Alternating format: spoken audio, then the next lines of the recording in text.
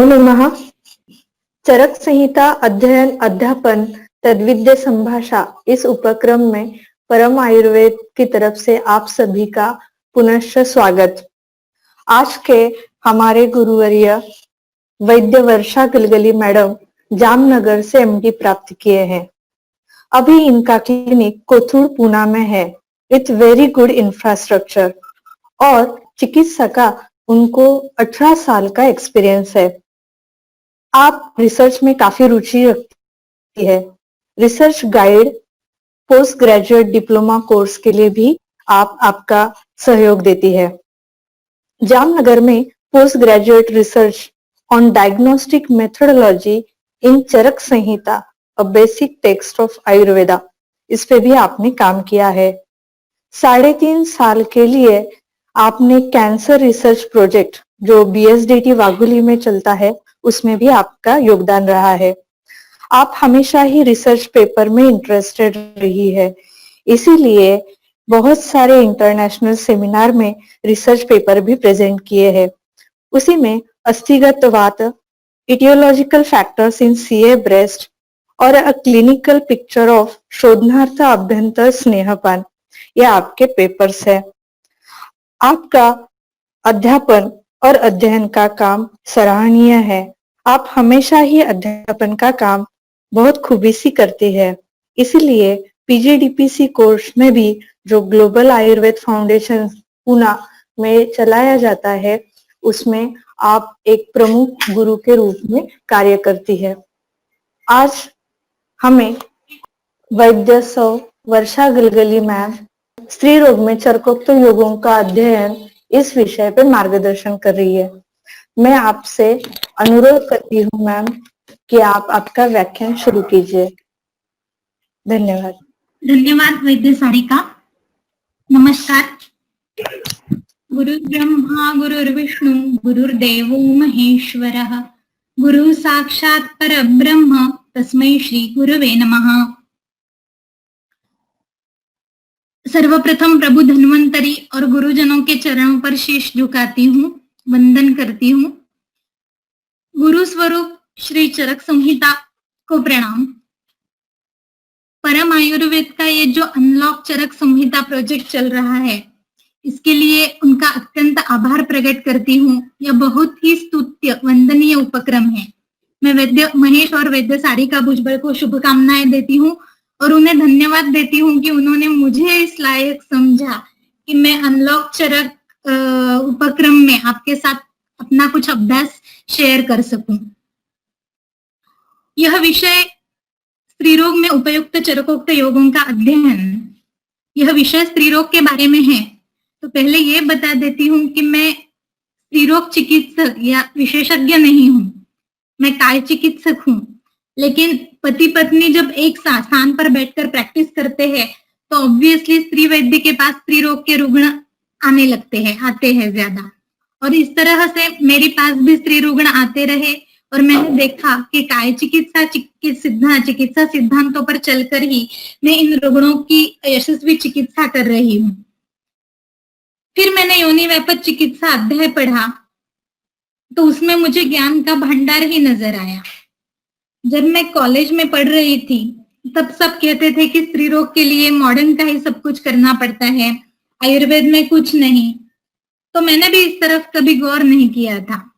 और वैसे भी योनि व्यापक चिकित्सा पढ़ने से मुझे ज्वर चिकित्सा पढ़ने में ही ज्यादा मजा आता था। फिर प्रत्यक्ष चिकित्सा में मैंने देखा कि मेरे पास एक बार एक जीर्ण श्वेतस्राव की रुग्णा थी। शीतपित्त, प्रसेक और रुल्लास ऐसे भी उसे था। और सभी बहिर्मुख स्रोतों के परीक्षण में सभी जगह जैसे कि नासा, मुख, कर्ण, नेत्र, गुद, योनि, इनमें मॉइस्चर, सदैव गीलापन, चिपचिपाहट, अभिशंद रहता था। तो दिमाग चला कि कफ प्रधानान उत्क्लिष्टान दोषान आमाशय स्थितान बुधवा ज्वरकरान काले वम्यानाम वमनेर हरे। सूत्र ज्वर का था, लेकिन यहाँ उल्लास, प्रसेक, उद्गार, अभिशंद ये सब दिख रहे थे। विधि पूर्वक वमन दिया उसे, बाद में संसर्जन क्रम में प्रॉपर लंघन दिया और उसे पूर्ण उपशय मिला। इसी तरह से अनियमित रजस्राव के कई रुग्ण जब केवल मलविबंध दूर करने से या मलानुलोमन वातानुलोमन करने से ठीक हो गए। पढ़ा था कि वृक्षबद्ध पुरुषाय प्रदद्यात् अनुवासनम, वृक्षबद्ध पुरुषाय प्रदद्यात् अनुवासनम। अब समझने लगी कि वृक्षबद्ध रजसाय ऑल्सो प्रदद्यात् अनुवासनम। ऐसे ही सिलसिला चलता गया। परसों ही एक रुग्ण ने मुझे और एक सूत्र का ऐसे सिखाया कि हम पढ़ते हैं विश्वस्थितम दोषचयम निरस्य सर्वान विकारान शमयन निरूहा, लेकिन ये कहाँ तक सच हो सकता है, इसका स्वयं अनुभव इस रुग्णा ने मुझे दिया। उसका 8 वीक्स का अबॉर्शन वो करवा चुकी थी पेशेंट गायनेकोलॉजिस्ट से, और फिर यूएसजी में आया कि parts of conception still remaining. तो गायनेक ने क्यूरेटिन कराने के लिए बोला। वो मेरे पास आके बोली कि मैडम डीएनसी नहीं करना है, आप कुछ करो। फिर उसे अभ्यंतर गर्भशोधन चिकित्सा के साथ योग बस्ती करवाए, सर्वांग स्नेहन स्वेदन और एरंडमूलादि निरूह जो चरक सिद्धिस्थान अध्याय 4 में आता है, तो ये बस्ती दिया। बस्ती के बाद फिर से उसे स्राव शुरू हो गया, योनिगत स्राव शुरू हो गया, और 8 दिन के बाद रिपोर्ट किया तो वो नॉर्मल। तो ये सब करते देखते उत्साह बढ़ा, और योनि व्यापक चिकित्सा पढ़ने के बाद कई मोती हाथ लग गए। आप में से कईयों ने ये मोती समेटे भी होंगे, लेकिन जो मैंने पढ़ा वो अब शेयर करती हूँ। अब इस लेक्चर में पर्टिकुलर एक विषय पे फोकस न करते हुए चरक संहिता के ही सीक्वेंस से स्त्री रोग विषयक संदर्भ आपसे शेयर करूंगी। जो अनलॉक चरक संहिता उपक्रम चल रहा है, जिसमें मेनली जो जैसे रेगुलर क्लिनिकल प्रेजेंटेशन होता है, उसके बजाय जैसे जिस सीक्वेंस से चरक संहिता में स्त्री रोग विषयक संदर्भ आए हैं वो आपके पास साथ शेयर करती हूँ। चरक सूत्र स्थान 4था अध्याय जो षड्विरेचन शताश्रितीय है, तो पहला रेफरेंस स्त्री रोग का जो आता है वो इस अध्याय में जो 55 महाकषाय बताए हैं उसमें स्तन्य जनन, स्तन्य शोधन और प्रजास्थापन गण या इन तीनों का उल्लेख स्त्री रोग के संदर्भ में आता है। स्तन्य जनन में वीरण, शाली षष्टिक, इक्षुवालिका, दर्भ, कुश, काश, गुंद्रा, इक्कट, कर्तृण मूलानी। तो अगर ये द्रव्य आप देखें तो इनमें से बहुत सारे द्रव्य तृण पंचमूल के हैं। कई वैद्य स्तन्य जनन के लिए तृण पंचमूल कषाय यूज करते हैं। तृण पंचमूल कुश, काश, दर्भ, नल, कांडेक्षु, ये तृण पंचमूल जो है कषाय तिक्त मधुर रस के है, शीतवीर्य और जलीय गुण वाले होते हैं, उत्तम मूत्रल और रक्त शामक भी होते हैं। अब इन्हीं स्तन्य जनन द्रव्यों का रेफरेंस फिर से चरक चारिस्थान 8 जाति सूत्री अध्याय में जो जब स्तन्य जनन गण बताएंगे या स्तन्य जनन के लिए चिकित्सा बताएंगे, वहां भी इन्हीं द्रव्यों का उल्लेख आएगा। तो ये स्तन्य जनन गण आपके पास होना बहुत जरूरी है। आगे आता है स्तन्य शोधन गण, जिसमें पाठा, महौषध, सुरदारु, मुस्तमुर्वा, गुडुची, वत्सकफल, किराततिक्त, कटुरोहिणी, सारिवा इति। स्तन्य शोधन गण में कई रस, रक्त, मांसपाचक के कंटेंट्स है।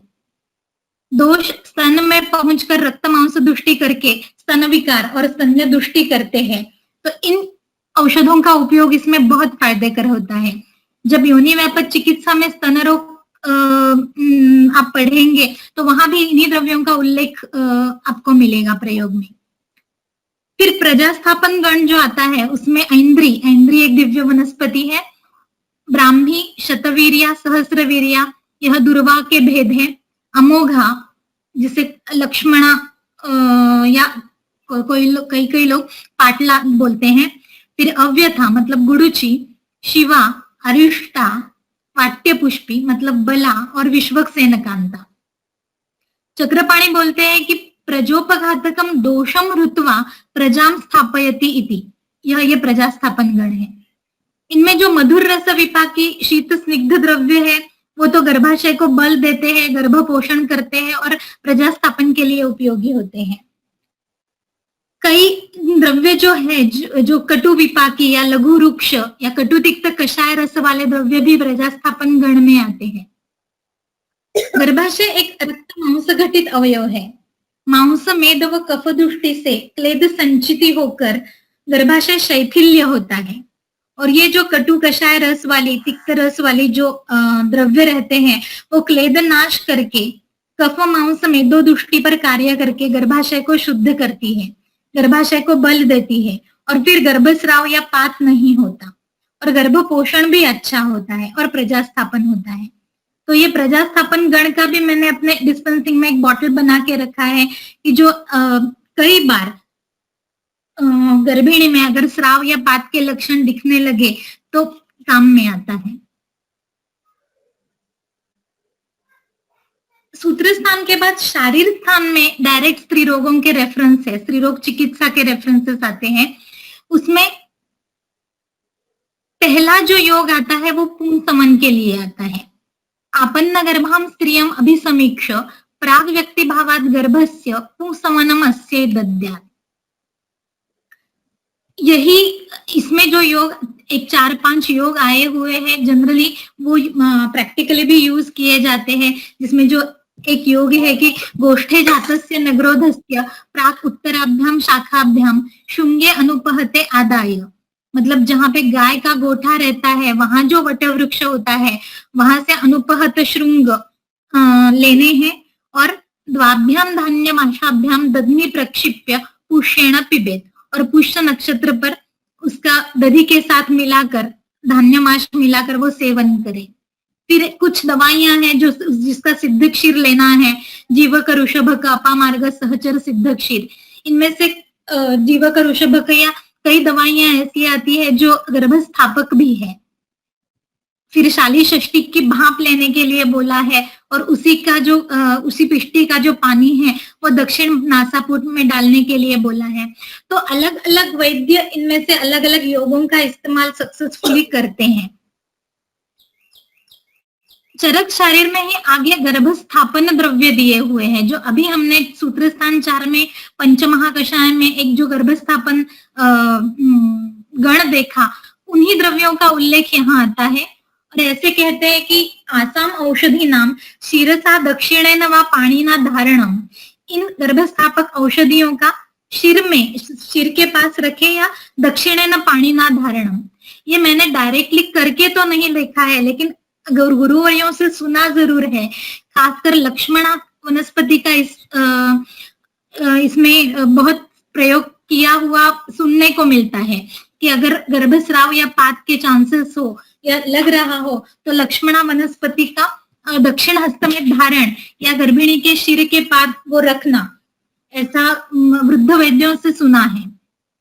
और इन्हीं द्रव्यों का, इन्हीं गर्भस्थापन द्रव्यों का एताभिः सिद्धस्य पयस्य सर्पिषो वा पानम एताभिः चैव पुष्ये पुष्ये स्नानम तदाचताः समालभेत। इन्हीं द्रव्यों का सिद्ध घृत और सिद्ध दुग्ध का पान बताया है, जो प्रजास्थापन गण सिद्ध क्षीर और सिद्ध घृत कई वैद्य रेगुलरली गर्भिणियों में इस्तेमाल करते हैं। इन्हीं द्रव्यों के सिद्ध जल से स्नान भी बताया है। तथा सर्वासाम जीवनीय उक्तानाम औषधीनाम सदा उपयोग विधि भी। गर्भस्थापन में जीवनीय गुण का भी बहुत रोल है। जीवक ऋषभक मेधा महामेधा काकोली क्षीर काकोली मुद्गपर्णी माशपर्णी जीवंती मधुक, ये जो जीवनीय गण है इनका इन्हीं तरह से, मतलब इनका भी दक्षिणेन पाणिना धारणम, इनका भी सिद्ध घृत सिद्ध क्षीर पुष्य स्नानम, इन सब के लिए जीवनीय गण का उपयोग होता है। तो ये प्रोटोकॉल कई वैद्य इस्तेमाल करते हैं। मैं भी गर्भस्थापन द्रव्यों का बहुत यूज करती हूँ।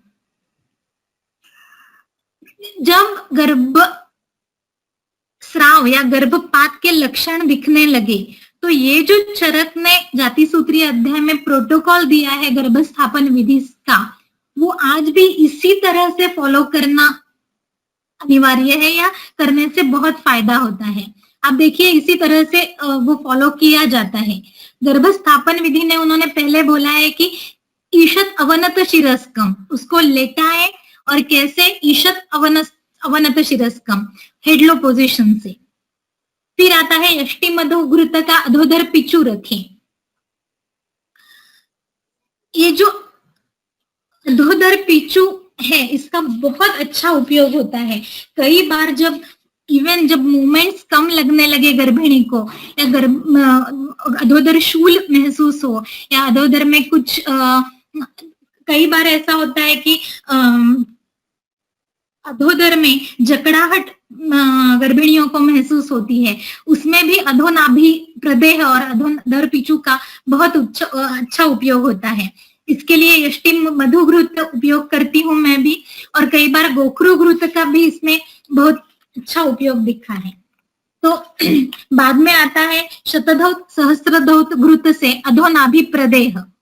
शतधौत घृत सबके डिस्पेंसरी में रहता ही है, उसका अधोनाभि प्रदेह करना है गर्भस्थापन के लिए।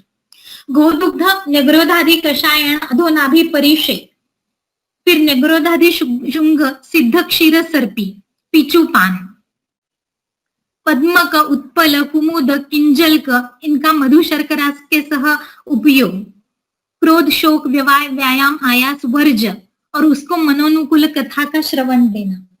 यही प्रोटोकॉल आज भी गर्भस्थापन के लिए अत्यंत उपयुक्त है, यही किया जाता है।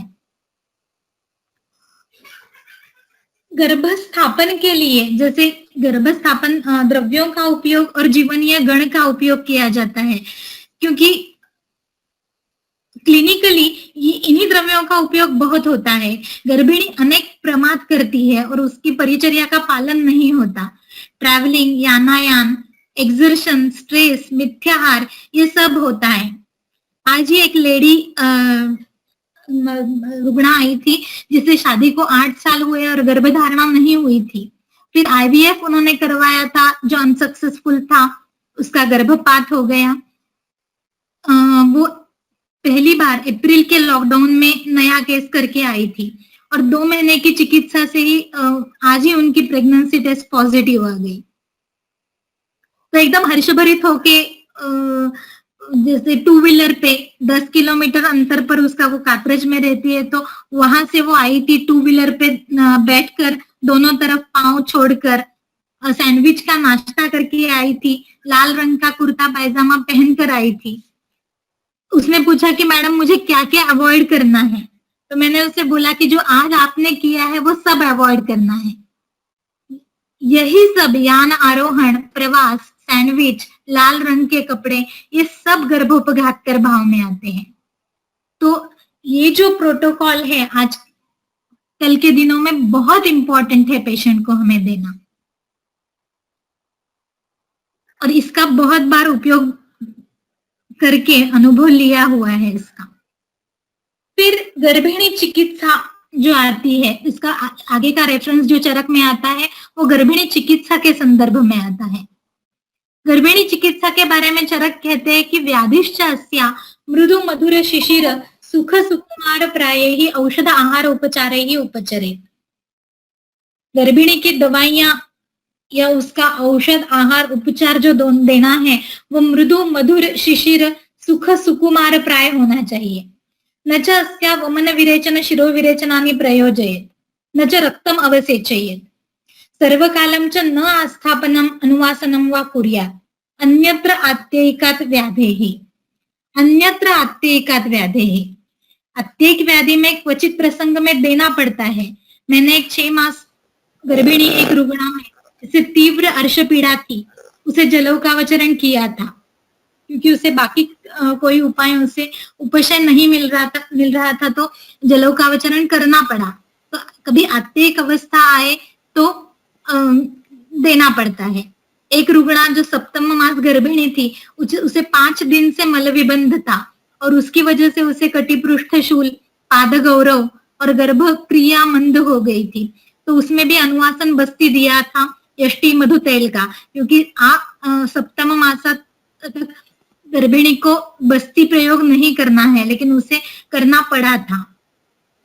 तो जैसे कि चरक सिद्धि स्थान 2 जहां पे इन सब पंचकर्मों के इंडिकेशंस, कॉन्ट्रा इंडिकेशंस बताए हैं, वहां पे भी बताया है कि उत्पद्यते ही सावस्था देश काल बलम प्रति यस्याम कार्यम अकार्यम स्यात् कर्म कार्य च वर्जितम।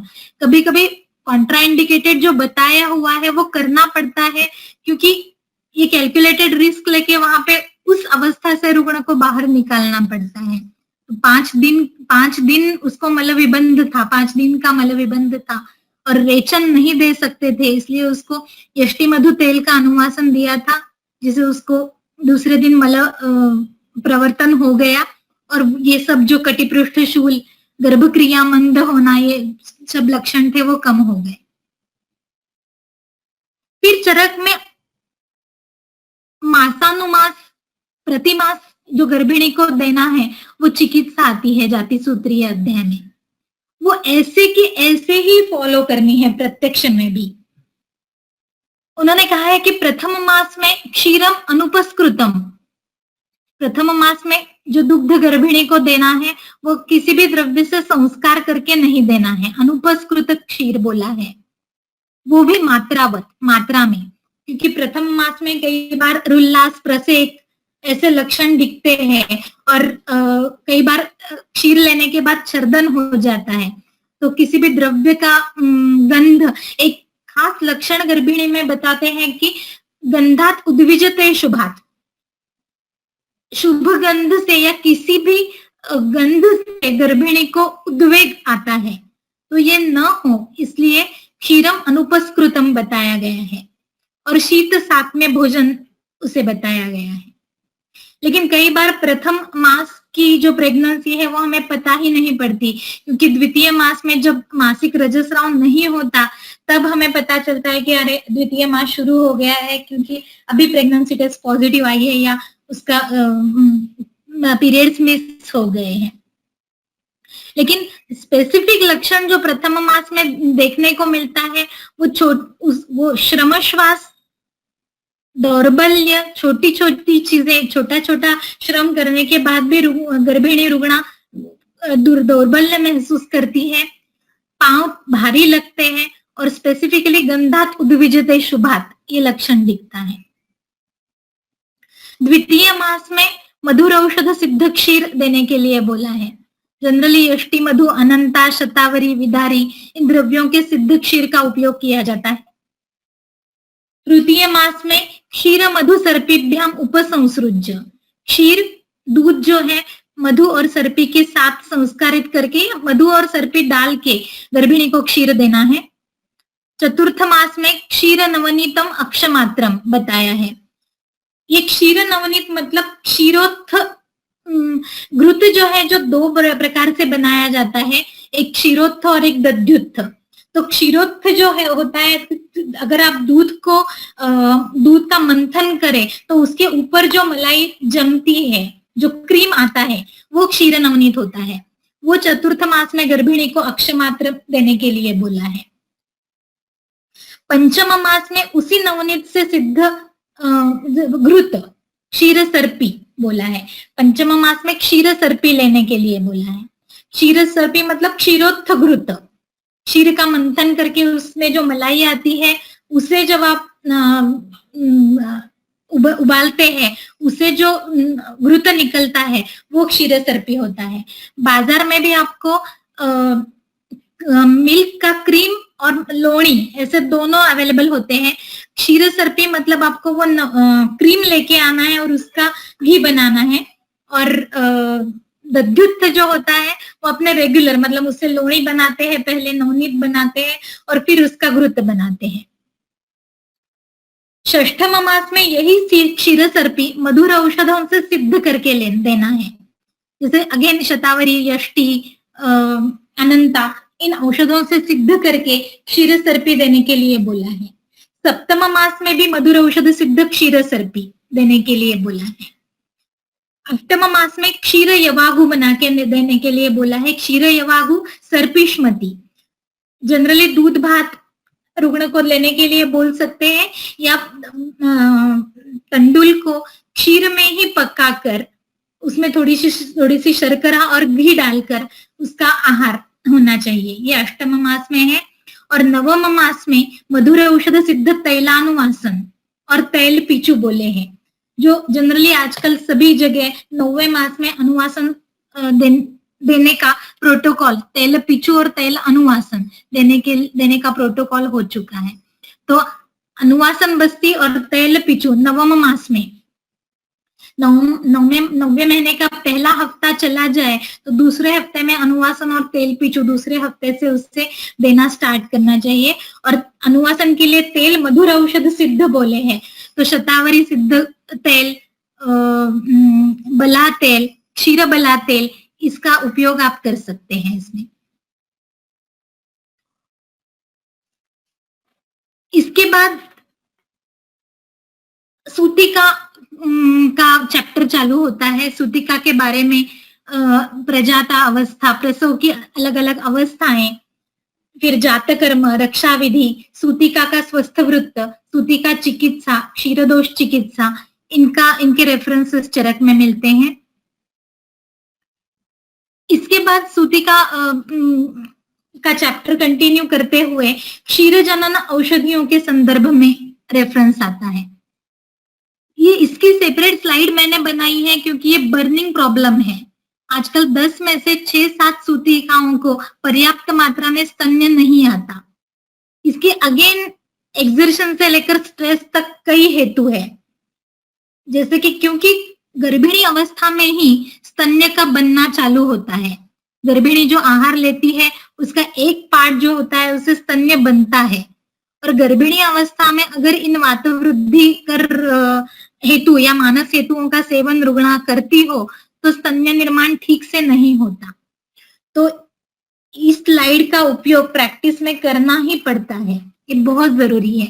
देखिए वहां पे बोला है क्षीर जननामी तो मध्याह्नी, इसीलिए आसवारिष्ट का प्रयोग सूतिकाओं में किया जाता है। पहले बाणन काढ़े दिए जाते थे, अब हम धन्वंतरारिष्ट, जीरकाद्यरिष्ट, दशमूलारिष्ट, इन आसव्यारिष्टों का उपयोग गर्भिणी सूतिकाओं में करते हैं, जिससे गर्भाशय शोधन भी अच्छा होता है और स्तन्य जनन भी होता है।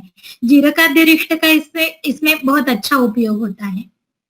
फिर गर्भिणी सूतिका को ग्राम्य अनुप औदकानी शाकधान्य मांसानी द्रव मधुराम्ल लवण भूयिष्ठ आहाराः देने के लिए बोला है। सूतिका को हमेशा द्रव मधुर अम्ल लवण भूयिष्ठ आहार दे, क्योंकि इस आहार से स्तन्य अच्छी तरह से बनेगा। इस तरह से इसीलिए इन द्रव्यों का उल्लेख आता है। जनरली गर्भिणी अवस्था में भी या ये आजकल ऐसा हुआ है क्योंकि टिफिन लेके जाते हैं लोग, तो ड्राई सब्जी, कोई भी ड्राई सब्जी और रोटी, ऐसा ड्राई आहार ही, रुक्ष आहार ही ज्यादा होता है, जिससे कई रुक्ष जनित व्याधि होते हैं, जिससे द्रव शोषण, जो रस में रुक्षता आना या द्रव शोषण ज्यादा होता है।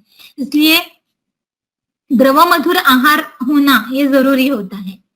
फिर आता है क्षीरिणी औषधयः, क्षीरिणी जो दवाइयां हैं उनका उपयोग जनरली शतावरी, विदारी, तृणपंचमूल, इनका उपयोग क्षीर जनन के लिए अच्छी तरह से होता है। क्षीर पानम, सूतिका को चाहिए कि वो खुद क्षीरपान करे तो ही उसका क्षीर उससे जल्दी बनेगा। जैसे कि समान द्रव्य के सेवन से वो समान घटक बनता है। वृद्धि समान ही सर्वेशाम, इसके इस सिद्धांत से क्षीरपान रुग्ण को करना चाहिए। अनायासश्च, ये भी आजकल बताना बहुत इंपॉर्टेंट हो गया है, क्योंकि सूतिका को होता है कि वो 8 दिन के बाद इमीडिएटली उठकर खुद सब काम करे, घर का काम करे, या फिर ऑफिस ज्वाइन करे, या फिर एटलीस्ट ऑनलाइन ऑफिस ज्वाइन करे। ये सब करने की जल्दी रहती है, उससे आयास होता है और संयक्षय हो जाता है। तो कम से कम 2-2.5 महीने तक रुग्ण सूतिकाओं को अनायास का पालन करना बहुत जरूरी है। फिर वीरण षष्टिकशाली इक्षुवाली का दर्भ कुशकाश, जो हमने पहले स्तन्य जनन में पढ़े, सूत्रस्थान पंचाशन महाकषाय में जो क्षीर जनन का रेफरेंस आया था वही यहाँ पे दिया गया है। जनरली मैंने आपको बताया कि तृणपंचमूल कषाय का उपयोग इसके लिए वैद्य ज्यादा करते हैं। यहाँ तक शारीर स्थान में, जाति सूत्रीय में यहाँ तक योग आते हैं। फिर योनि व्यापक चिकित्सा, जो एक इम्पॉर्टेंट चैप्टर है स्त्री रोग के लिए, जिसमें ऑलमोस्ट सभी स्त्री रोगों का वर्णन जो आज देखने को मिलता है उनका वर्णन हमें मिलता है। योनि व्यापक चिकित्सा अध्याय का पहला ही कल्प या योग आता है बलाते, जिसमें 2 द्रोण बलाक्वाथ, 1 आढ़क घृत तेल और स्थिरा पयस्या जीवंती वीरा ऋषभ कजीवक इन द्रव्यों का कल्क और स्नेह के चतुर्गुण क्षीर, इनका स्नेह पाक करके ये बला तेल बनाया गया है। और इसकी फलश्रुति में है वात पित्त कृतान रोगान हत्वा गर्भम ददाति तत्। स्त्री रोगों में ही, जैसे कि वात विकारों में और स्त्री रोगों में भी बला तेल का बहुत उपयोग किया जाता है। सर्वांग अभ्यंग के लिए, पिचू के लिए, उदर पिचू के लिए, योनि पिचू के लिए और अभ्यंतर पान के लिए भी। लेकिन ये जो रेफरेंस है बला तेल का, इसका डायरेक्ट जो पार्ट है वो बाजार में नहीं मिलता। यह यमक स्नेह है, क्योंकि घृत और तेल दोनों सिद्ध किए हैं उसमें। तो यह इसका डायरेक्ट रेडीमेड आपको बला तेल नहीं मिलेगा। जो बाजार में बला तेल मिलता है, या तो वो वात व्याधि का बला तेल मिलता है या फिर बलाक्वाथ, क्षीर और बला का ही कल्क डाल के बनाया गया शुद्ध बला तेल नाम से मिलता है। लेकिन क्षीर बला तेल जनरली जो मैं इस्तेमाल करती हूँ गर्भिणी के बस्ती के लिए और योनि व्यापद में भी और अभ्यंग और योनि पिचू के लिए, तो वो क्षीरबला तेल का जो पार्ट है वो भी यमक जैसा ही बनता है, क्योंकि उसमें हम चतुर्गुण दूध लेते हैं। तो दूध से जो स्नेह निकलता है घृत की तरह, उसे तेल और ये दूध का स्नेह मिलके इसका भी यमक जैसा उतने तो नहीं, लेकिन गुण वैसे मिल सकते हैं इससे।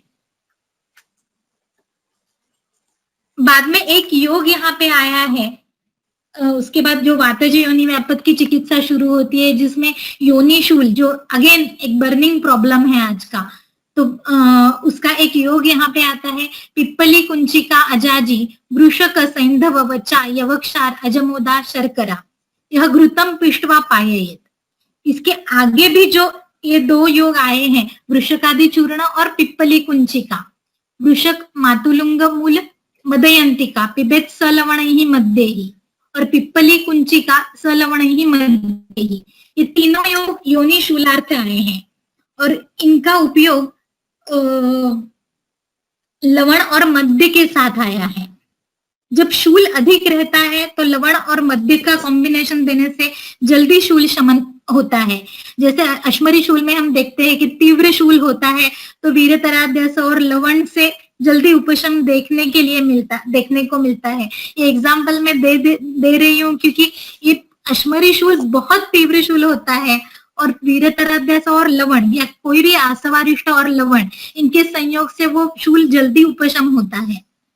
तो मध्य या आसवारिष्ट और लवण ये सब व्यवाही विकासी क्विक एक्शन करने वाले होते हैं। तो इसकी वजह से ये योग लवण और क्विक एक्शन के लिए या जल्दी शूलोपशम हो, इसलिए ये योग आए हुए हैं।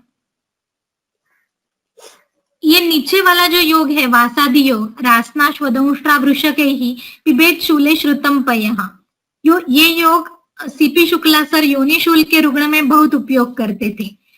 दिस इज वेरी सिंपल योग, रासना, गोखरू और वासा, लेकिन बहुत ही सुंदर योग है। यह सिद्ध क्षीर का योग है।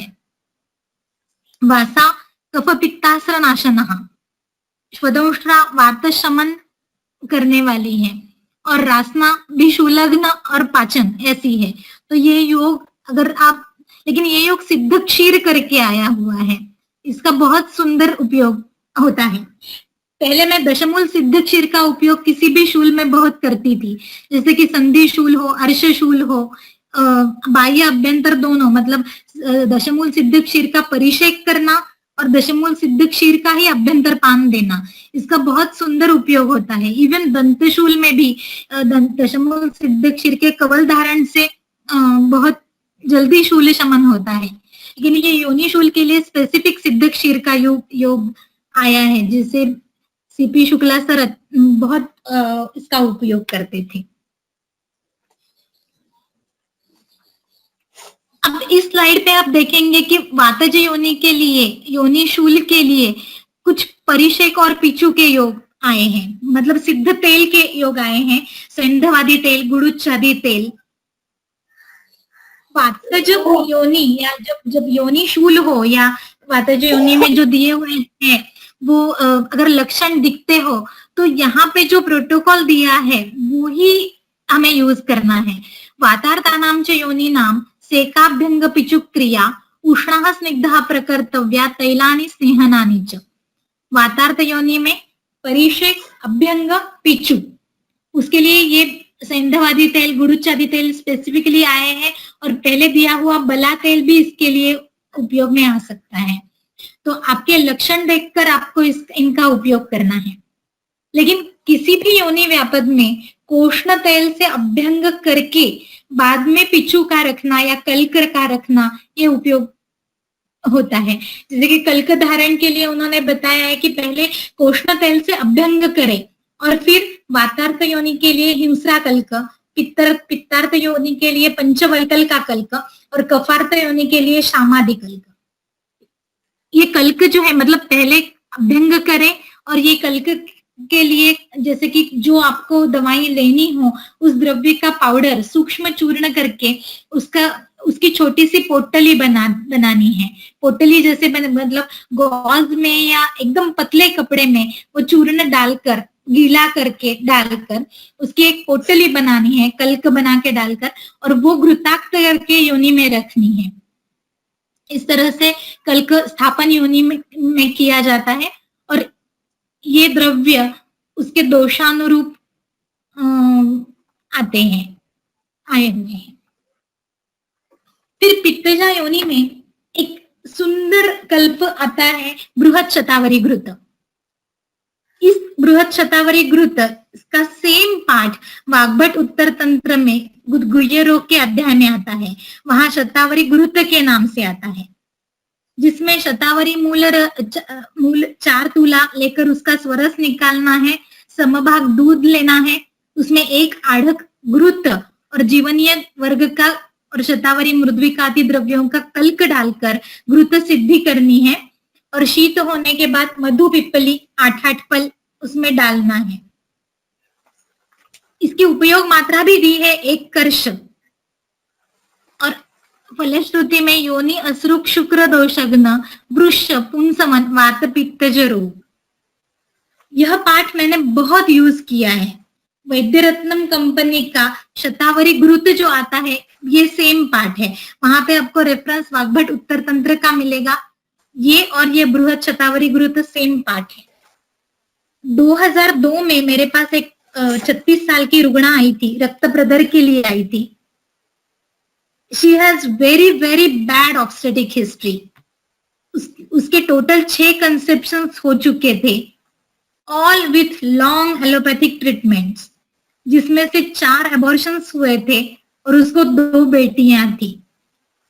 लॉट ऑफ हार्मोनल ट्रीटमेंट की हिस्ट्री थी। उसकी छोटी बेटी 8 साल की थी जब मेरे पास आई थी और रक्त प्रदर कई दिनों से चल रहा था और उसके लिए हार्मोनल ट्रीटमेंट ले चुकी थी और फिर आयुर्वेदिक ट्रीटमेंट के लिए वो आई। फिर रक्त प्रदर की उसको चिकित्सा की, 1 साल तक उनकी चिकित्सा चली और पूर्ण उपशय होने के बाद उसे बस्ती चिकित्सा देकर उसकी ट्रीटमेंट स्टॉप की थी मैंने और उसे बोला था कि 6 महीने तक ये शतावरी घृत 10 ग्राम सुबह शाम उसे चालू रखा अपुनर्भोज चिकित्सा, क्योंकि इतनी बैड ऑब्स्टेटिक हिस्ट्री थी और गर्भाशय का इतना क्या बोलेंगे लेखन कर्षण हो चुका था। तो उसके लिए मैंने उसे 6 महीने तक आप सिर्फ ये शतावरी घृत चालू रखो ऐसे बोला था। फिर एक दिन उनके पीरियड्स मिस हुए और यूपीटी में पता चला कि वो कंसीव हो गई है। क्योंकि उनको पता था इसलिए उन्होंने कभी मतलब उनकी शादी को 16 साल हो चुके थे लेकिन कभी भी कॉन्ट्रासेप्टिव्स का इस्तेमाल नहीं किया था उन्होंने, क्योंकि पहले से ही उनको ट्रीटमेंट लेके ही कंसेप्शन हुआ था। और इसके बाद उन्होंने कभी कॉन्ट्रासेप्टिव्स क्योंकि यूज नहीं किया और इसके बाद पता चला कि वो प्रेग्नेंट हो गई है।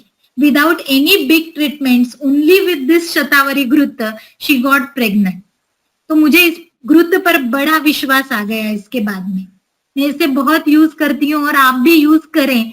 सिर्फ एक बात ध्यान में रखनी चाहिए कि घृत यूज करने से पहले घृत देने की जो अवस्था चरक में अपने ज्वर में चिकित्सा में पड़ी है, अत ऊर्ध्वम कफे मंदे वात पित्तोत्तरे ज्वरे परिपक्वेषु दोषेषु सर्पिष्पानम यथामृतम।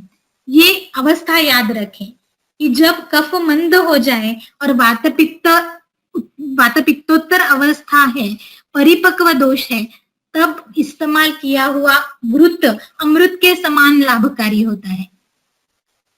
तो ये इसी शतावरी घृत की तरह से एक जीवनीय गण का घृत भी चरक में बोला है, जिसमें जीवनीय गण के द्रव्यों का क्वाथ, कल्क, क्षीर और घृत सिमिलरली जैसे शतावरी घृत की सिद्धि है उसी तरह से सिद्ध करना है, और उसका उपयोग भी इसी तरह से असुरुक, शुक्र दोषग्न, वृश्च, पुंसवन ऐसे होता है। फिर आती है श्लेष्मला योनि। तो श्लेष्मला योनि में वर्ती प्रयोग चरक ने बताए हैं। कई वर्तियों का उल्लेख है, जैसे संशोधनी वर्ती, अर्कादि वर्ती, पिप्पल्यादि वर्ती। ये जो वर्तियां हैं वो जब आप बनाएंगे तो प्रदेशिनी अंगुली जितनी मोटी बनाएं, उसे प्रदेशिनी अंगुली की तरह उतनी मात्रा में बनाएं। त्रिफला, त्रिकटु, कुष्ठ, शतावा, सैंधव, इस तरह इन द्रव्यों से ये वर्ती बनाई जा सकती है और घृताक्त करके योनि में रखी। वर्ती के संदर्भ में उन्होंने कहा है कि मुहुर्धारिया का मतलब है कि ज्यादा देर तक वर्ती योनि में न रखें। जैसे कि पिछू हम 2, 2.5, 3 घंटे तक रख सकते हैं, उस तरह से वर्ती नहीं रख सकते। 1 घंटे तक रखना काफी है, क्योंकि वर्तियां तीक्ष्ण होती है, इससे दाह पाक हो सकता है। वर्ती के लिए एक स्पेसिफिक पश्चात कर्म भी दिया गया है कि पश्चात स्वेच्छा सुखाम्बुना योनि प्रक्षालन करे। इट इज वेरी इंपॉर्टेंट कि योनि प्रक्षालन करे, अदरवाइज वो चूर्ण के अंश वहां पे रह जाते हैं। आपने वर्ती निकाल भी दी तो भी वो चूर्ण के अंश रह जाते हैं और वहां पे दाह या पाक जैसे लक्षण दिखने लगते हैं, तो बाद में again you can not place there worthy. तो इसलिए कई बार वर्ती गॉज में लपेट कर भी रखी जाती है। कई बार आपके पास अगर वर्ती तैयार नहीं हो और इमरजेंसी में आपको योनि में वर्ती रखनी हो, तो आप इन चूर्णों को लेकर इसमें घृत, एरंड, स्नेहम, मधु ये सब मिक्स करके वर्ती बनाए और गॉज से लपेटे, क्योंकि इमीडिएटली बनाई हुई जो वर्ती है वो पक्की नहीं रहती, तो वो डिसॉल्व हो जाती है योनि में। तो इसलिए वो गॉज से लपेटे और फिर घृताक्त करके रखे। ये वर्तियां जो है योनि विशोधन करती है। योनि पिछिला, विवृता, कालदुष्टा, योनिश्च दारुणा सप्ताहात विशुद्धति। ये जो वर्तियां हैं योनि विशोधन करती है। इसके बाद का एक प्रोटोकॉल चरक में आता है जो 7 दिन का है। उन्होंने कहा है कि पिचू और परिषेक के लिए, पिचू, परिषेक और उदुम्बर तेल, धातक आदि तेल पिचू के लिए आए हैं, और शर्करा, कषाय और शीत द्रव्य इनका परिषेक करें। 1 सप्ताह तक ये करने के लिए बोला है। 1 सप्ताह तक कंटिन्यूअस योनि परिषेक और पिचू रखें। इसलिए इससे पिछिला, विवृता, कालदुष्टा, योनिश्च दारुणा सप्ताहात विशुद्धति, क्षिप्रम अपत्यम च विन्दति। तो योनि पिचू, योनि प्रक्षालन ये करना बहुत कॉमनली ये स्त्री रोगों में किया जाता है। योनि प्रक्षालन या योनि धावन के लिए द्रव्य भी चरक में दिए गए हैं, जो स्लाइड पर दिखेंगे। करीरधव, निम्ब, अर्क, वेणु, कोशाग्र, जम्बू, जिंगिनी मतलब मंजिष्ठा, वृषमूल, मार्दविक, सिधु, इस तरह के द्रव्य आए हुए। जनरली त्रिफला, निम्ब, मंजिष्ठा, दशमूल, वासा, पंचवल्कल क्वाथ, इनका प्रयोग प्रैक्टिस में ज्यादातर किया जाता है। चरक ने योनि आस्राव विनाशनम करके और कुछ द्रव्यों का इस्तेमाल करने के लिए बोला है, जिसमें तक्र, गोमूत्र, शुक्त, त्रिफला रस इनका उल्लेख आता है। इनसे योनि धावन करने से योनि आस्राव नाशनम। तक्र गोमूत्र का उपयोग तो मैंने नहीं किया है, लेकिन त्रिफला क्वाथ का उपयोग योनि धावन के लिए करने से जनरली योनि विशुद्धि अच्छी तरह से हो जाती है, क्लियरली हो जाती है। फिर बस्ती योग आते हैं योनि व्यापक चिकित्सा में। स्त्री रोगों में सबसे ज्यादा किया जाने वाला यह कर्म है, बस्ती और वमन। हजारों अनुभव से सिद्ध है कि योनि व्यापक में बस्ती चिकित्सा से लाभ होता ही है। लाभ हुआ नहीं ऐसा कभी भी नहीं हुआ। उसके द्रव्य विशेष जो है वो दोषों के अनुसार है। श्लेष्मलायाम कटुप्राया समुद्रा बस्तया, पित्ते समधुर क्षीरा, वाते तैलाम्ल संयुता, सन्निपाते कर्म साधारणम और रक्त योनि में असृग वर्णे स अनुबंधम समीक्ष यथादोषम रक्त स्थापन औषध। तो ये सब द्रव्य विशेष जो नॉर्मल जब हम बस्ती देते हैं तभी इन्हीं द्रव्यों का दोष विशेष से उपयोग करते हैं। उसी तरह स्त्री रोग में भी इन्हीं द्रव्यों का उपयोग करना है। पहले दोष अनुबंध जाने और फिर बस्ती के द्रव्य निश्चित करें। फिर आता है पुष्णानुग चूर्ण, वेरी वेरी पॉपुलर कल्प इन स्त्री रोग। सूत्र क्रमांक 90 से 95 तक चरक में चिकित्सा 30 में पुष्णानुग चूर्ण आता है। पाठा जम्बाम्र मध्य शिलोद्भेद मतलब पाषाण भेद, रसांजन, अंबष्ठा, शालमली शेष, श्लेष मतलब मोचरस, समंगा, वत्सकत्वक, बालिक, अतिविष, बिल्व, मुस्ता, लोध्र, गैरिक, कटवंग, मरीच, शुंठी, मृद्विका, रक्तचंदन, कटफल, वत्सक, अनंता, धातकी, मधुक, अर्जुन, ये सब पुष्येण उद्धृत्य। इसका यह स्पेसिफिक जो है वो पुष्य नक्षत्र पे इन द्रव्यों को आपको लाना है। तुल्यानि सूक्ष्म चूर्णानि, सब इन द्रव्यों को लेकर उसका सूक्ष्म चूर्ण बनाना है और उसका प्रयोग करना है। यही सेम पाठ अष्टांग हृदय उत्तर तंत्र गुह्य रोग में भी आता है। सेम पाठ है, सिर्फ मृद्विका के स्थान पर माचिक यानी देवदार लेने के लिए बोला है और अष्टांग हृदय के पाठ में मरीच नहीं है। बाजार में जो पुष्णानुग चूर्ण मिलता है उसमें ये 1 और 2 ऐसे 2 नंबर के मिलते हैं, ऐसे मुझे पता चला। मैं जो इस्तेमाल करती हूँ वैद्य रत्नम का जो पुष्णानुग चूर्ण जो अष्टांग हृदय का पाठ है वो लेती हूँ, लेकिन बाजार में नंबर 1 और नंबर 2 ऐसे मिलते हैं। जो 1 नंबर है उसमें बाल्हिक मतलब केशर लिया हुआ है और 2 नंबर का जो मिलता है उसमें बाल्हिक मतलब नाक केशर लेते हैं। इतना इनमें डिफरेंस है। तो किसी भी तरह का योनि स्राव हो, पुष्णानुग चूर्ण से वो ठीक होता ही है, जिसे आप ब्रॉड स्पेक्ट्रम प्रदर का औषध बोल सकते हैं। कई बार दोष प्रकोप से नहीं बल्कि मतलब किसी भी दोष से अगर कोई भी स्राव होता है, जैसे इसकी फलश्रुति में भी दिया हुआ है श्वेत, नील, पीत, शाव, अरुण स्राव भी योनि से आता हो तो उसमें पुष्णानुग चूर्ण दिया जा सकता है।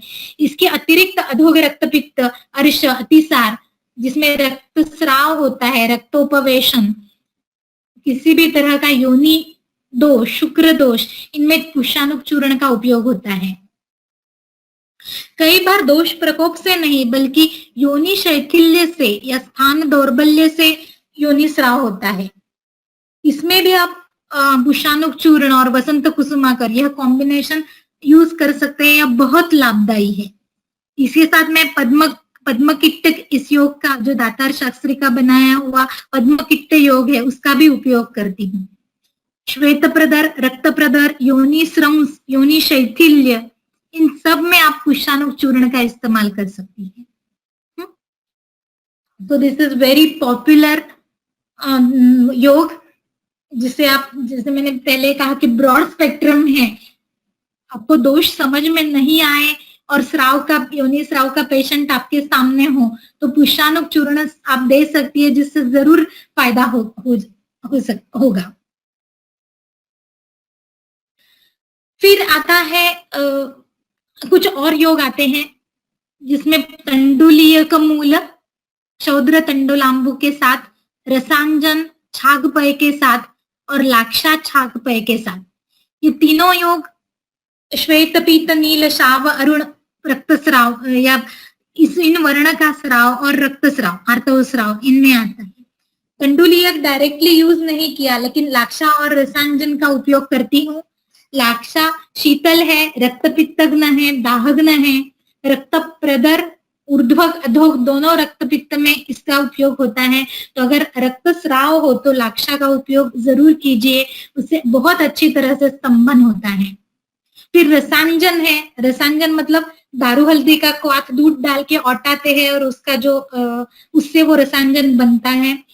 अर्शोग्न शोथग्न है, रक्त शोधन है और रसांजन पित्त रक्त का प्रसादन करता है और व्रण रोपक है। इसलिए रसांजन आप अभ्यंतर बाह्य दोनों उपयोग कर सकते हैं। मतलब जो बस्ती देना होता है उसमें आप रसांजन डाल के, जैसे देखेंगे अगर आप बस्ती का अध्याय देखेंगे तो कई बस्तियों में रसांजन कल्क के स्वरूप में आपको मिलेगा, कल्क के रूप में उपयोग करने के लिए कहा हुआ मिलेगा। तो रसांजन का भी बहुत अच्छा उपयोग होता है, मैंने करके देखा हुआ है ये। फिर एक इंपॉर्टेंट योग आता है मधुकारी योग, बहुत सुंदर योग है। मधुकम त्रिफलालोध्रम मुस्तम सौराष्ट्रिकाम मधु, पित्तज प्रदर में आया हुआ योग है। सर्वथैव अस्र पित्तजित, 20 सालों से इसका यूज करती हूँ, बहुत सुंदर योग है। सीपी शुक्ला सर इस योग का उपयोग करते थे। यह योग आया पित्त रक्तज प्रदर के लिए है, लेकिन मैंने सभी प्रदर में इसका उपयोग देखा है। तो एक बहुत अच्छी तरह से, क्योंकि इसमें सौराष्ट्री का है, सौराष्ट्री लाही, जो कि स्तंभन के लिए बहुत उपयोग में, मतलब कई बार ऐसे होता है कि स्राव रुकता नहीं है, जैसे कि नल छोड़ दिया हो, इतना रजस्राव रुग्ण को होता है। उसमें सौराष्ट्री जैसा तीव्र कषाय रस का द्रव्य हमें उपयोग में लाना पड़ता है। कई बार ओनली सौराष्ट्री लाही का भी उपयोग करती हूँ, लेकिन सिर्फ आप सौराष्ट्री का उपयोग कर रहे हो तो वो डायरेक्टली नहीं दे सकते, नहीं तो वो कंठ में संकोच पैदा करती है। इसलिए सौराष्ट्री जनरली कदली केला लेकर उसको कट कीजिए और घृत और सौराष्ट्री लाही उसमें डालकर वो केले का फाया, जो केला जो रहता है, वो खाने के लिए पेशेंट को बोलती हूँ। ये तीव्र कषाय रस का है तो कभी कभी कंठ में संकोच ना हो, इसलिए केले के साथ या घृत के साथ उपयोग करती हूँ इसका। आगे मध्य ही निम्ब गुडुची, ऐसा कफज अश्रुदर के लिए एक योग आया है। निम्ब गुडुची जो रेगुलरली अश्रुदर में उपयोग, अश्रुदर या प्रदर, श्वेत प्रदर दोनों में निम्ब और गुडुची का बहुत अच्छी तरह से उपयोग होता है। ग्रंथ में मध्य ही किसी उपयोग करने के लिए बताया है। तो किसी आसवारिष्ट के साथ, जनरली जब अश्रुदर और प्रदर रहते हैं तो आसव ऑफ चॉइस या अरिष्ट ऑफ चॉइस अशोकारिष्ट रहता है। तो अशोकारिष्ट और एक मुशली खदिरादि कषाय बोल के वैद्य रत्नम कंपनी का ही एक योग आता, जो कल्प है, वो मैं उसका उपयोग करती हूँ। उसके भी बहुत सुंदर रिजल्ट्स है प्रदर में। फिर आता पैतृक अश्रुदर में एक सुंदर योग चरक में बोला है कि विरेचनम महातिक्त घृतम, महातिक्त घृत का उपयोग पित्तज अश्रुदर में करने के लिए बोला है। अगर आप महातिक्त घृत की फलश्रुति देखेंगे कुष्ठ अधिकार में, तो फलश्रुति में भी अश्रुदर है। महातिक्त घृत में सप्तच्छदादि कल्प, जिसमें 4 गुना गोघृत, 8 गुण जल और जल के जितना ही अमल की स्वरस है, 8 गुण अमल की स्वरस है। तो इसका बहुत ही सुंदर पित्तज विकार में महातिक्त घृत का उपयोग होता है। तो पित्तज प्रदर में ये आया हुआ है। फिर अरजस का योनि के लिए रक्तपान का उल्लेख है। तो रक्तपान पान तो आज के दिनों के हमें हम नहीं कर सकते। उन्होंने मृग, आज, आवी, वराह, इनका अश्रुक, दधी, सर्पी और अम्ल फलों के रस से इनका उपयोग बताया है। तो रक्तपान डायरेक्टली तो नहीं कर सकते, लेकिन रक्त बस्ती जरूर दे सकते हैं, क्योंकि अरजस का योनि में रक्त का क्षय होने की वजह से रजस्राव नहीं होता। इसमें ऐसे होता है कि पित्त की औष्ण्य की वजह से रक्त सूख जाता है या लीन हो जाता है। तो इसमें जीवनीय सिद्ध आगे का जो योग है वो जीवनीय औषध सिद्ध घृत या जीवनीय औषध सिद्ध पय मतलब क्षीर देने के लिए बोला है, जिससे रजत तर्पण हो, स्तन्य तर्पण हो, गर्भ तर्पण हो। जीवनीय गण रजो तर्पण, स्तन्य तर्पण, गर्भ तर्पण इन सबके लिए श्रेष्ठ है। इन तीनों अवस्थाओं में आपको जीवनीय गण का उपयोग देखने को मिलेगा ग्रंथ में। तो अरजस का योनि में रक्त बस्ती या फिर जीवनीय द्रव्य गणों का उपयोग करके सिद्ध क्षीर का उपयोग चरक ने बताया है। रक्त बस्ती मैंने कुछ ही दिन पहले गर्भिणी रुग्ण जिसका एचबी कम होने की वजह से 9th मंथ में उसे ब्लड ट्रांसफ्यूजन देने के लिए गायनेकोलॉजिस्ट ने सलाह दी थी, उसे 9वें महीने में मैंने 3 रक्त बस्ती दिए थे, जिस कारण उसे बीटी की जरूरत नहीं पड़ी थी। तो जहां पे रक्तपान के रेफरेंस आते हैं वहां पे रक्त बस्ती का यूज आप जरूर कर सकते हैं, क्योंकि रक्तपान आज के दिनों में पॉसिबल नहीं होता, वो करवा नहीं सकते। इसलिए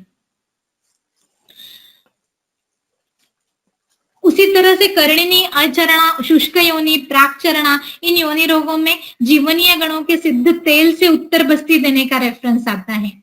और आगे वामिनी के लिए स्नेहन, स्वेदन और स्नेह पिचु ये चिकित्सा आई गई है, जो रेगुलर प्रैक्टिस है, क्योंकि वामिनी के बहुत रुग्ण देखने को मिलते हैं। अगर योनि शुक्र धारण नहीं कर पा रही हो तो स्नेहन और स्नेह पिचु के बाद बहुत अच्छा उपशय इन रुग्णों में देखने को मिलता है। तो दोषों के अनुसार आप वो तेल सिलेक्ट करें, बला तेल, गोखरू घृत, फल घृत, तो अपने दोषों के अनुसार वो सिलेक्ट करें और उसका उपयोग करें। इसका बहुत उपयोग देखने में प्रैक्टिकली मिलता है। फिर आता है उदावरता, वातला, महायोनि और स्रस्ता की चिकित्सा के लिए चरक ने त्रैवृत का उपयोग बोला है। त्रैवृत का उपयोग मतलब घृत, तैल और वसा, इसका बहुत उत्तम उपयोग मैंने देखा है अपने प्रैक्टिस में भी। स्नेहन और पिचू के लिए इनका उपयोग करें। लास्ट मंथ में ही एक रुग्णा मेरे पास आई थी जिसे 1 वर्ष का बालक है। उसने लॉकडाउन में 45 मिनट्स तक ट्रेडमिल पे वॉक किया, every day 45 minutes walk, fast walk on treadmill, और इवन रजत काल में भी ये चालू ही रखा। तो वो एक्चुअली आई थी योनि स्राव के लिए, श्वेत स्राव के लिए, और योनि परीक्षण करते वक्त देखा कि स्रस्त योनि थी, स्रस्ता योनि थी। योनि में फिंगर डालते ही पता चला कि 1 सेंटीमीटर पर ही गर्भाशय मुख लग रहा था। तो उसे स्नेहन और योनि पिचू के लिए मैंने शतावरी घृत, बला तेल और वसा, कुक्कुट वसा, इसे मिश्रण दिया था, और 1 महीने के बाद पूरी तरह से उपशय मिल गया। लेकिन हेतु शुड बी अवॉइडेड।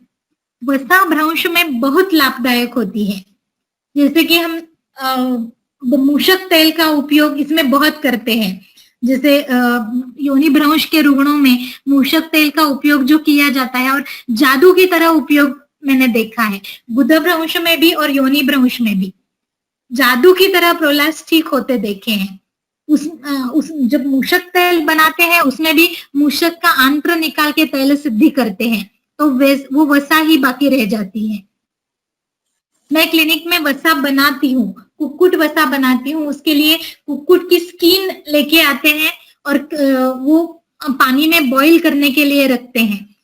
बहुत बॉईल होने के बाद वो स्किन से वसा अलग हो जाती है, घृत के जैसे वो थिक दिखती है और स्किन अलग हो जाती है। तो वो स्किन को निकाल लेते हैं और वो जो घृत के जैसे दिखने वाला जो वसा का भाग रहता है वो बॉईल करते रहना है, वो पानी पूरा चला जाता है और वसा मिलती है। तो ये कुक्कुट वसा मैं क्लिनिक पे बना के रखती हूँ। महायोनि और स्रस्ता योनि में इसका बहुत अच्छी तरह से उपयोग होता है। महायोनि के लिए तो जो ये प्रोटोकॉल चरक ने दिया हुआ है, मधुर द्रव्य सिद्ध वृक्ष वराह वसा और क्षौम लक्त ही बदनिया, यही करना है। वसा का पिचू रख के, या वसा पूरण भी कहते हैं, वो वसा उसमें डाल के। तो परसों एक जो स्टूडेंट पेशेंट थी, उसके लिए हमने योनि पूरण तेल से किया था, जैसे योनि बस्ती भी कह सकते हैं। तो वामिनी योनि थी उसकी, तो उसको स्नेह पूरण करके फिर पिचू रख दिया था और उसको बंद बांध दिया था। तो यही प्रोटोकॉल महायोनि में, जैसे कि गुदभ्रंश में भी यही प्रोटोकॉल किया जाता है, इसी तरह से करना है। वसा का पूरण करके या वसा का पिचू रख के बाद में वहां पे बंधन करना है। प्रशस्ता योनि के लिए भी सर्पी अभ्यंग क्षीरस्विन्नाम प्रवेश च वेशवारस्य पिंडेन बदनीयात और आमूत्र कालतः। अब कोई भी पिचू, वर्ती, पिंड, पोटली ये अगर योनि में रखते हैं तो उसका कालावधि मतलब जो जैसे हम नॉर्मल कालावधि आमूत्र कालतः ऐसे कह सकते हैं। उसमें अगर तीक्ष्ण द्रव्यों का उपयोग वर्ती के लिए किया है तो मैंने पहले ही जैसे बोला था कि वो जल्दी निकालनी पड़ती है, लेकिन अदरवाइज पिचू और पिंड ये आप आमूत्र कालतः रख सकते हैं।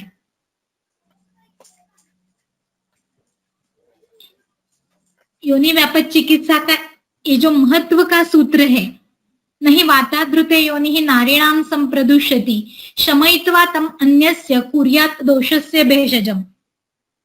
तो योनि व्यापद में वात का उपक्रम पहले करें और फिर अनुबंधी दोष का उपक्रम करें।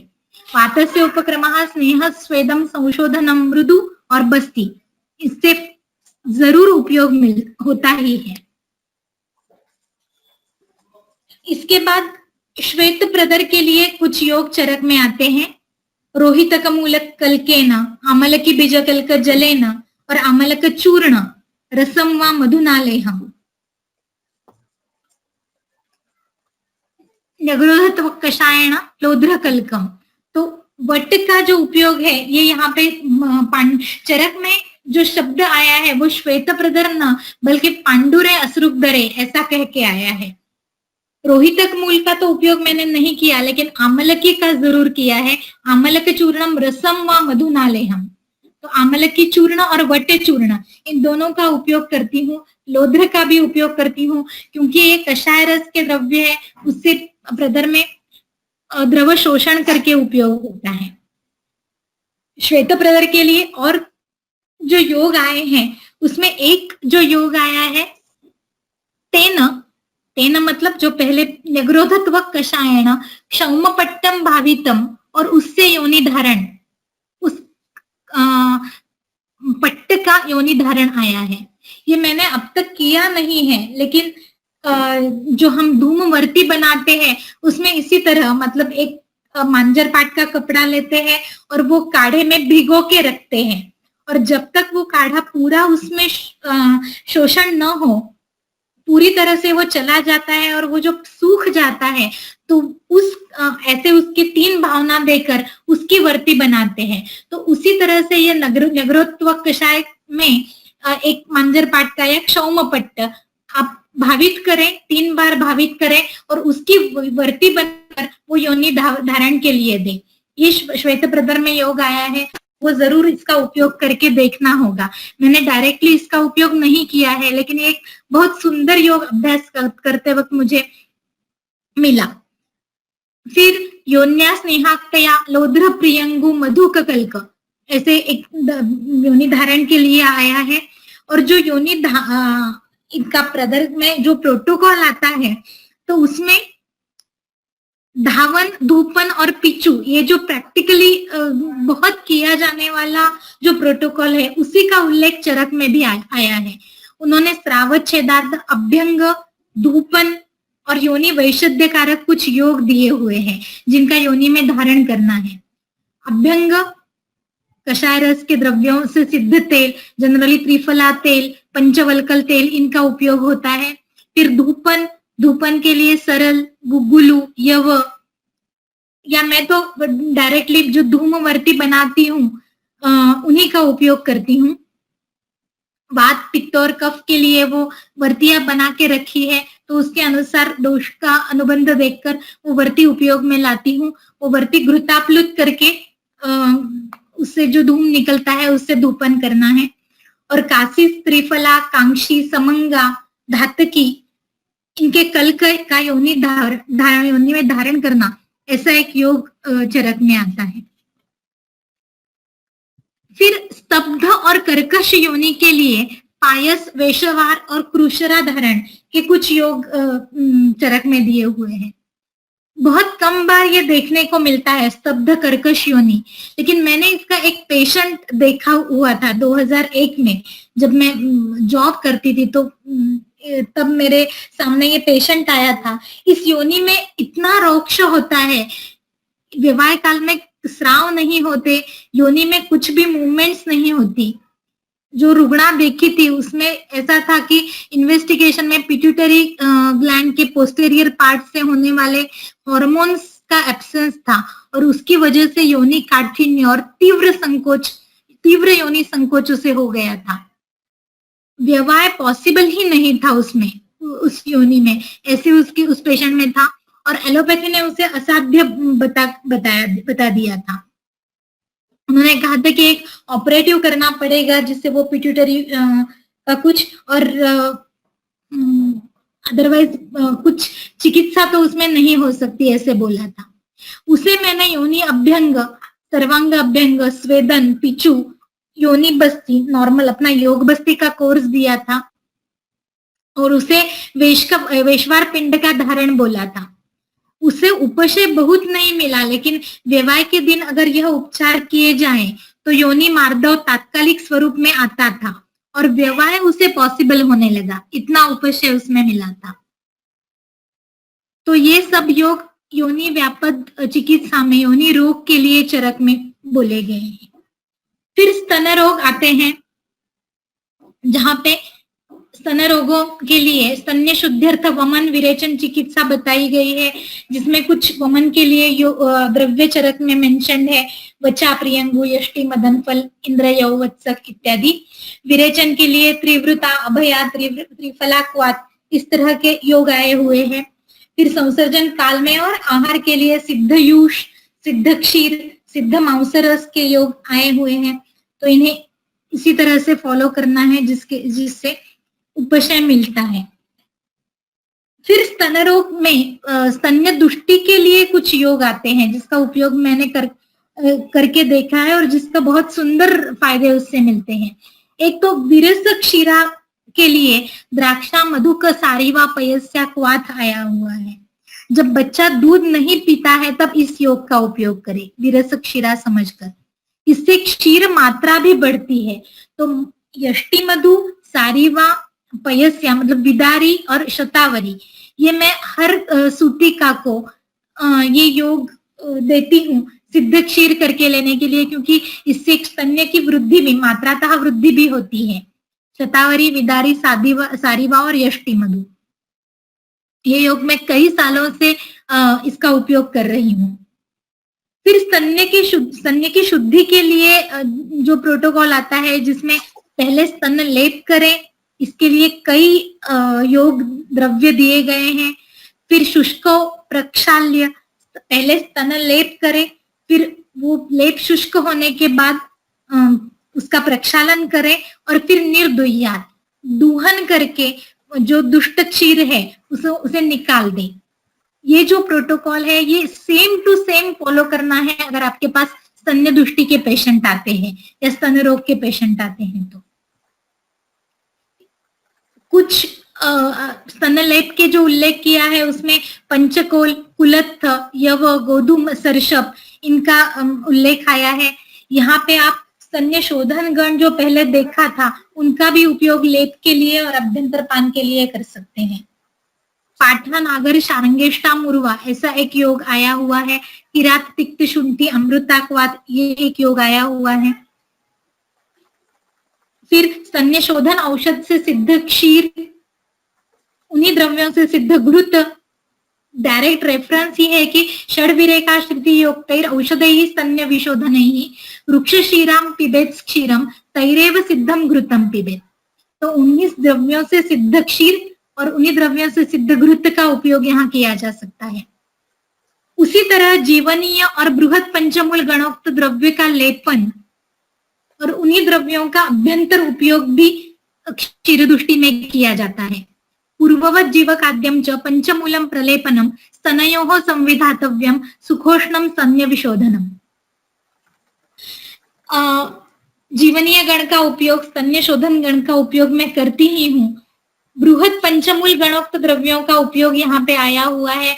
जनरली दशमूल सिद्ध क्षीर में ज्यादा इन कॉम्बिनेशन में यहाँ पे इस्तेमाल करती हूँ। मार्केट में एक लेप्टेडेन बोल के एक पेटेंट आता है जिसका एलोपैथिक के जो लोग हैं वो बहुत इस्तेमाल करते हैं। लेप्टेडेन के 2 ही कंटेंट्स है, जीवंती और कुंभजतु। जीवनीय गण का जीवंती ये एक, और वो लोग इसका उपयोग प्री कंसेप्शन से लेकर जब तक स्तन्यपान आप देती रहे तब तक करने के लिए बोलते हैं। इतना ये मार्केट में पॉपुलर है, जिसमें जीवंती ही मेन कंटेंट है उसका।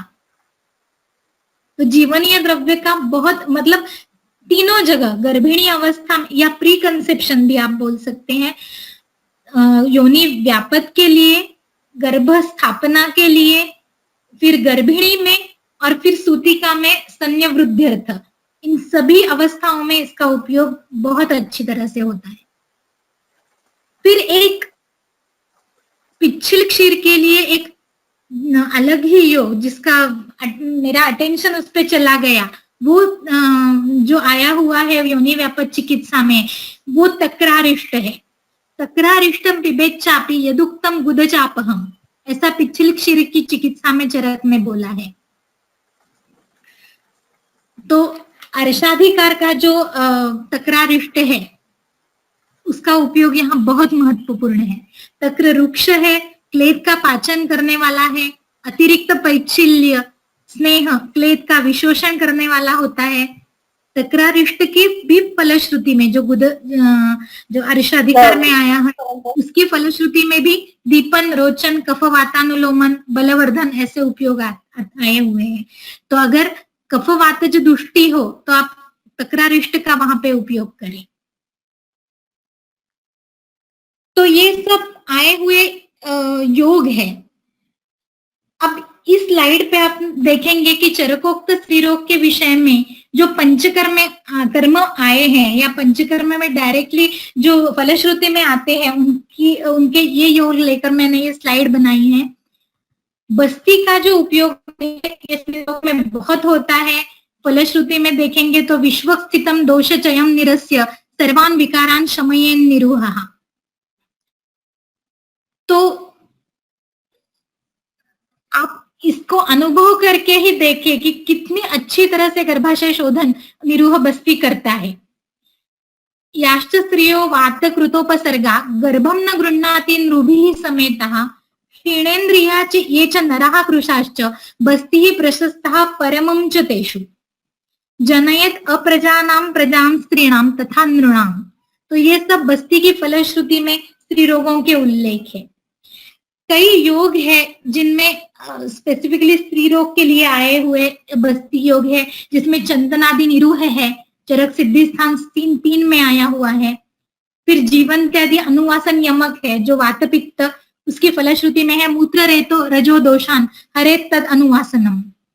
फिर मुस्तादी यापन बस्ती का बहुत उपयोग करके देखा है, बहुत सुंदर योग है, इसकी फलश्रुति में भी स्त्री रोगों का उल्लेख है। फिर एरंड मुलादी यापन मैंने अपनी प्रैक्टिस में बहुत इसका उपयोग करके देखा है। एरंड मुलादी निरूह भी जो चरक सिद्धि स्थान 4 में आता है, और एरंड मुलादी यापन जो अपत्य कामानाम ऐसे उसकी फलश्रुति में आया है, मैंने इसका बहुत उपयोग करती हूँ। फिर बलादी यापन तृतीय, उसमें इसका भी बहुत सुंदर उपयोग मैंने देखा है। फिर कुछ स्नेह के योग है जैसे शतावरी तेल, बलादि तेल, जिनकी फलश्रुति में अनार्तवानाम, मृतापत्यानाम, व्यापन्न योनि नाम ऐसे करके आए हुए हैं। तो ये सब योगों का उल्लेख चरक संहिता में आता है, जिनकी फलश्रुति में स्त्री रोग का उल्लेख है। तो ये सब इस प्रेजेंटेशन में चरक संहिता में से स्त्री रोग का अभ्यास करके जो योग सामने आए या जो अध्ययन मेरे सामने आया वो मैंने आपके सामने रख दिया है। कुछ विशिष्ट प्रोटोकॉल जो चरक संहिता में आते हैं, कुछ विशिष्ट योग जो इस ग्रंथ में आए हुए हैं, इसका अगर अभ्यास और प्रयोग किया जाए तो शायद ये जो आयुर्वेद में स्त्री रोग संबंधी कम उपलब्धि है वगैरह जो कहा जाता है, यह आरोप बिल्कुल नहीं रहेगा। तो अगर इन योगों का प्रयोग हम पहले इनका अभ्यास करें और फिर इनका प्रयोग करने लगे तो ये एक्चुअली अनलॉक चरक संहिता होगी। तो चलिए आज से ही इसका अध्ययन शुरू करते हैं। धन्यवाद। नमो नमः। बहुत ही सुंदर व्याख्यान रहा। आपने कहा वैसे अध्ययन और उसका प्रयोग के बिना अध्ययन सफल नहीं हो सकता। मैडम कुछ क्वेश्चंस है। हाँ, okay. Please share treatment for chronic leucorrhoea. Okay, तो श्वेत प्रदर का मैंने अभी कहा कि प्रदर के लिए एकदम डिटेल प्रोटोकॉल चरक में दिया गया है। तो अभ्यंतर योग तो प्रदर के लिए दिए गए ही हैं। जैसे कि एक इम्पोर्टेंट जो योग है वो है उषानुग चूर्ण, और दूसरा जो मैं उपयोग में लाती हूँ वो चरक का ही योग है मधुकादि चूर्ण, जिसमें मधु का, सौराष्ट्री, निम्ब इनका उपयोग है।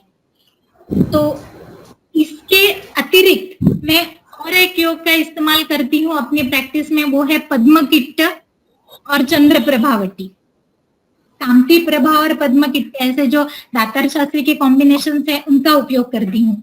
और धावन, योनि धावन जो अभी हमने देखे, उन्हीं योगों का धावन के लिए उपयोग करती हूँ। जैसे कि त्रिफला क्वात, पंचवल्कल क्वात, यष्टि मधु क्वात, दोषों का अनुबंध देखकर इनका उपयोग करें। धूपन करें। धूपन इधर आप इसके 2-3 प्रकार से आप धूपन कर सकती है। सिरिंज में धूम भरकर वो योनि में छोड़ना, जैसे कि मैं ऐसा करती हूँ कि कसकोस स्पेक्युलम है वो डालती हूँ, तो उससे वो योनि का मार्ग क्लियर हो जाते हैं, और सिरिंज में धूम लेकर वो योनि में छोड़ती हूँ। कई जगह ऐसे भी पहले मैं ऐसे भी करती थी कि पेशेंट को उत्कटासन में बिठाना है और उसके नीचे धूम रखना है, जिससे कि वो डायरेक्ट वहां पे, लेकिन वो जो सेक जैसा हो जाता है, और डायरेक्ट सिरिंज से धूम छोड़ने से अच्छी तरह से धूपन होता है। तो ये इनका उपयोग करती हूँ। इससे उपशय डेफिनेटली मिल जाता है प्रदर में, लेकिन प्रदर में आपको हेतु देख के उनको अवॉइड करने के लिए भी बोलना चाहिए, क्योंकि इसके अलग अलग हेतु होते हैं, स्ट्रेस से लेकर एक्सर्शन तक। तो इन हेतुओं को पहले बंद करना चाहिए। तो जैसे ही चरक ने कहा है सेम टू सेम वैसे प्रोटोकॉल फॉलो कीजिए, जरूर यश उससे मिलता है। धन्यवाद। How to use Rakta for Rakta Basti? Can you please elaborate the quantity and other details, because blood gets accumulated very early? Yes, ये प्रॉब्लम कई बार आता है, इसलिए हम अभी ऐसा करते हैं रक्त बस्ती देते वक्त कि उन्हीं के जिनको रक्त बस्ती देना है उन्हीं के किसी रिलेटिव्स का रक्त लेते हैं रक्त बस्ती के लिए। तो पेशेंट को जिनका रक्त निकालना है उन्हें एक जगह सुलाते हैं, और बस्ती के पेशेंट को बस्ती की पोजीशन रख के उनको सुला देते हैं। यहाँ से ब्लड निकालना है पेशेंट से, और उसी सिरिंज की सुई निकालनी है, वहां पे कैथेटर डालना है, और इमीडिएटली वो बस्ती पेशेंट, रक्त का बस्ती पेशेंट को देना है। एकदम सक्सेसफुली इस तरह पेशेंट को रक्त बस्ती दिया जा सकता है। पहले हमने भी बहुत ट्रायल किए कि अगर आप किसी प्राणी का रक्त लेकर आएंगे तो स्लॉटर के पास से लाते बुलाते वो सूख जाता है, क्लॉट हो जाता है, या नॉर्मल भी किसी का रक्त लेके उसका इस्तेमाल करें तो उसमें भी दिक्कत आ जाती है। एक बार जामनगर में एक स्टडी भी हुआ था, तो जो जिससे रक्त क्लॉट नहीं होता उस तरह का एक योग बनाया हुआ था, जिसमें टंकन वगैरह कुछ द्रव्य थे, वो मिला के बस्ती दिया जा सके। लेकिन मैं अभी ये this is very easy and very successfully we are using this. So एक पेशेंट का ब्लड निकालना है और इमीडिएटली बस्ती देना है, मतलब दोनों को पोजीशन में ही रखना है और बस्ती देना है। उसकी मात्रा 80 to 100 ml तक बस्ती देती हूँ। और ऐसा होता है कि उसका प्रत्यागम जो होता है वो कई बार इमीडिएटली नहीं होता, लेकिन रक्त बस्ती देने के पहले बकवाशय शुद्धि होनी बहुत जरूरी होती है, मल शुद्धि होनी जरूरी होती है। इसलिए पहले निरूह अनुवासन दे और बाद में रक्त बस्ती दे तो उसका शोषण अच्छी तरह से होता है। और ऐसा होता है कि रक्त बस्ती देने के बाद प्रत्यागम नहीं होता और बाद में जो मल प्रवृत्ति होती है वो रक्त वर्ण की होती है। तो मैं जो प्रैक्टिस में यूज करती हूँ वो इस तरह है। उसके कुछ खास नियम है डोनर सिलेक्ट करते वक्त? हम तो ऐसे कुछ मतलब उन्हीं का कुछ कोई रिलेटिव उसका ब्लड लेते हैं और कुछ टेस्टिंग या ऐसे कुछ, मतलब उन्हीं के पेशेंट का पति या कुछ कोई नातेवाईक रिलेटिव उन्हीं का ब्लड लेते हैं। इसलिए उसमें कुछ अलग, सिर्फ ये देखें कि जो रक्त देने वाला है वो उसे कुछ व्याधि नहीं है, इतना परीक्षण करें, बाकी अच्छा, ब्लड ग्रुप का कुछ ध्यान रखने की जरूरत नहीं है? नहीं, हम क्योंकि बस्ती बकवाशय में दे रहे हैं तो इसका कुछ ब्लड ग्रुप का नहीं, मतलब ब्लड चेकिंग, उसका ग्रुप चेकिंग, ये सब कुछ नहीं करते। अच्छा, धन्यवाद. श्वेत प्रदरातील आमलक सांगितले, त्याचे बीज वापरायचे आहे का? हो, आमलकीचं बीज वापरायचंय. आता हा मराठीतून प्रश्न होता म्हणून मराठीत सांगितलं, लेकिन आमलकी का बीज उपयोग करना है क्योंकि बीज ज्यादा कषाय होता है. आमलकी का रस अदरवाइज अम्ल कषाय से अम्ल पंचरसा है, लेकिन बीज है वो ज्यादा कषाय होते हैं, इसलिए बीज चूर्ण का उपयोग करना है. लेकिन मतलब जो हमारे पास आमलकी चूर्ण आते हैं वो बीज सहित अखंड आमलकी का ही चूर्ण होता है, तो दैट इज वेस्ट और उसका भी उपयोग होता है. लेकिन चरक ने जो बोला है वो आमलकी बीज का चूर्ण बोला है, क्योंकि वो ज्यादा कषाय है तो उसका ज्यादा अच्छा उपयोग होगा. जी, ma'am please share Ayurvedic treatment for ovarian cyst. Okay, ovarian cyst या कई ऐसे इन्वेस्टिगेशंस लेकर पेशेंट्स आपके पास आते हैं, लेकिन फिर भी आप अपने तरीके से उनका निदान करें. अगर आप ओवेरियन सिस्ट ऐसे देख के अगर सबको एक प्रोटोकॉल रखेंगी तो उससे नहीं होता है. तो पहले उनके हेतु देखें, क्योंकि ओवेरियन सिस्ट ये इन्वेस्टिगेशन लेके जो रुग्ण आते हैं उनमें कई रुग्ण कृश रहते हैं, कोई स्थूल रहते हैं, तो और इनके हेतु भी अलग अलग होते हैं. तो हेतुओं को देख के इस पेशेंट में किस तरह की संप्राप्ति बनी है इसका हमें अंदाजा लगाना पहले पड़ेगा, और इस तरह से हेतु विपरीत चिकित्सा करनी पड़ती है. इनमें कई बार जो मतलब अगर स्थूल बलवान रुग्ण हो तो उनके लिए, और इसके जो लक्षण है वो भी अलग अलग ही दिखते हैं. मतलब पीसीओडी के ही कई पेशेंट ऐसे होते हैं जिनमें रजस्राव ही नहीं होता, 4-4, 5-5, 6-6 महीने तक रजस्राव नहीं होता.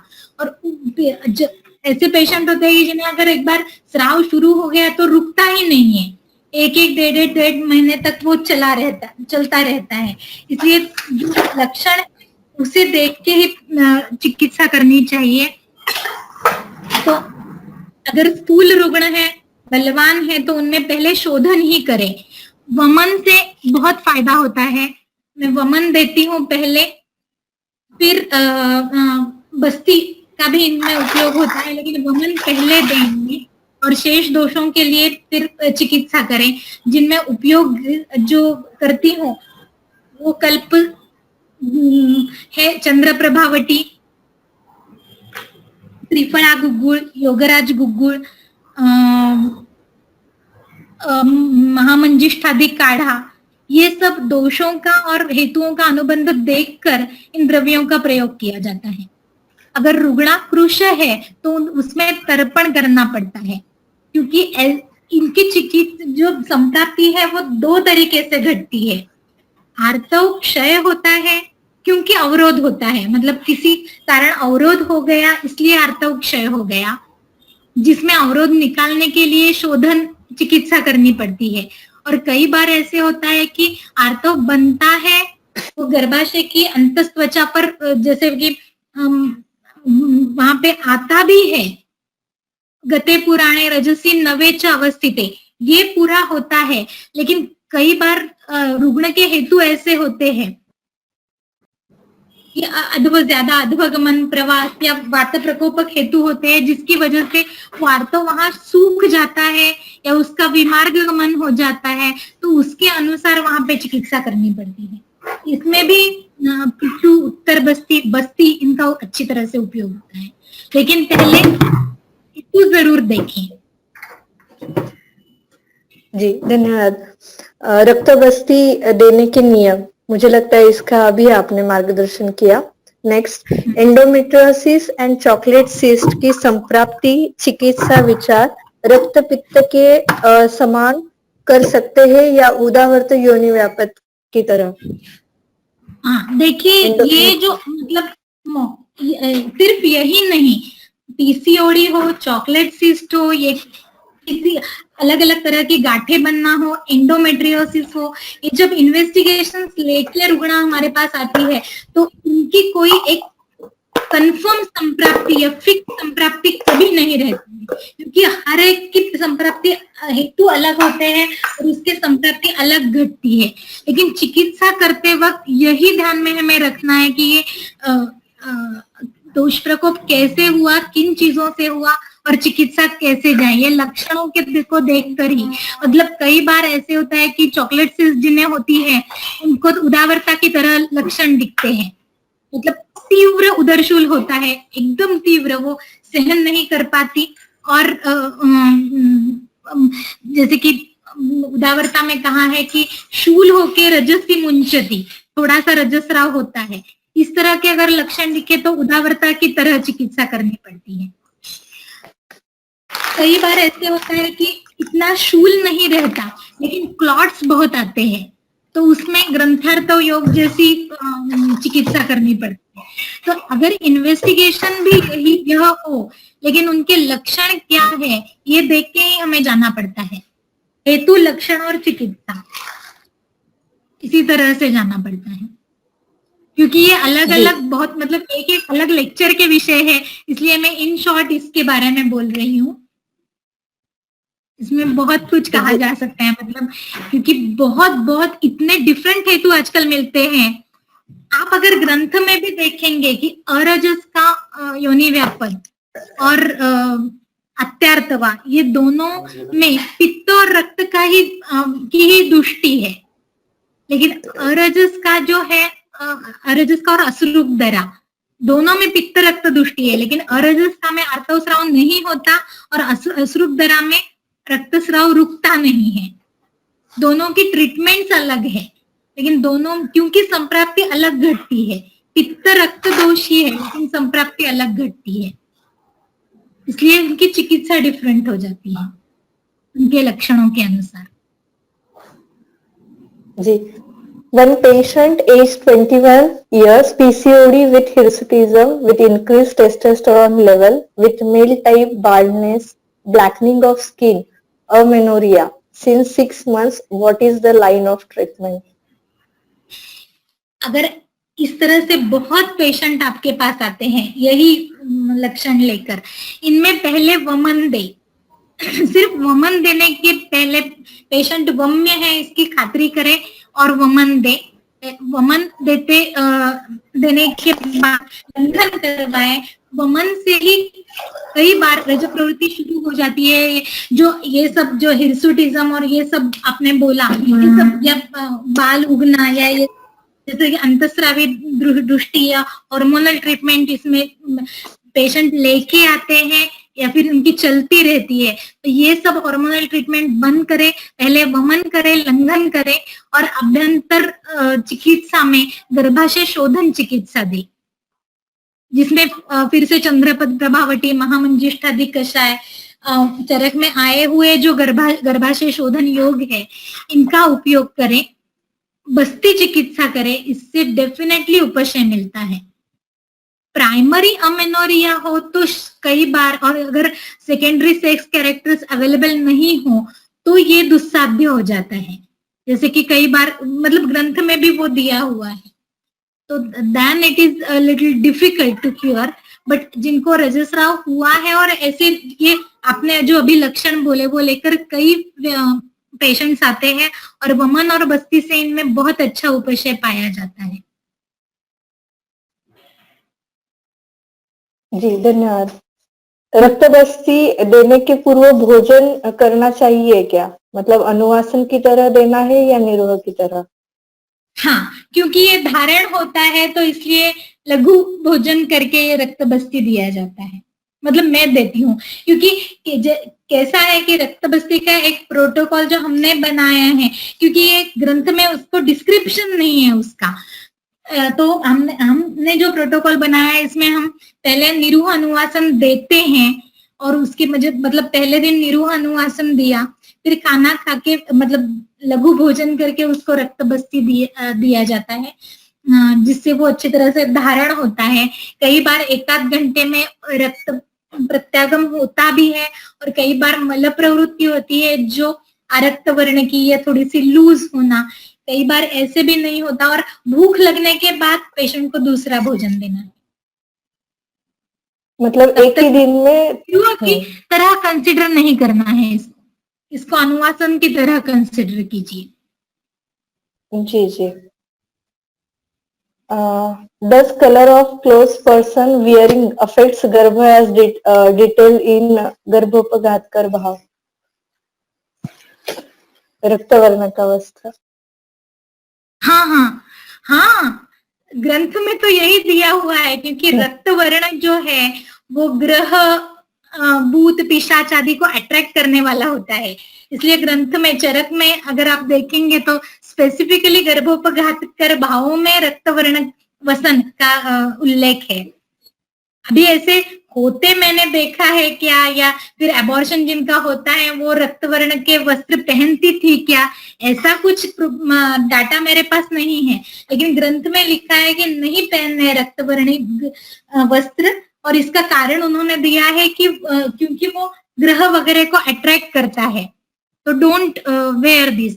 मैं तो सिर्फ रक्त नहीं, पेशेंट को भड़क जो डार्क और जो क्या बोलते हैं आंखों में आने वाले कलर के वस्त्र भी सौम्य रंग, कायम सौम्य वस्त्र परिधान करने के लिए सलाह देती हूँ।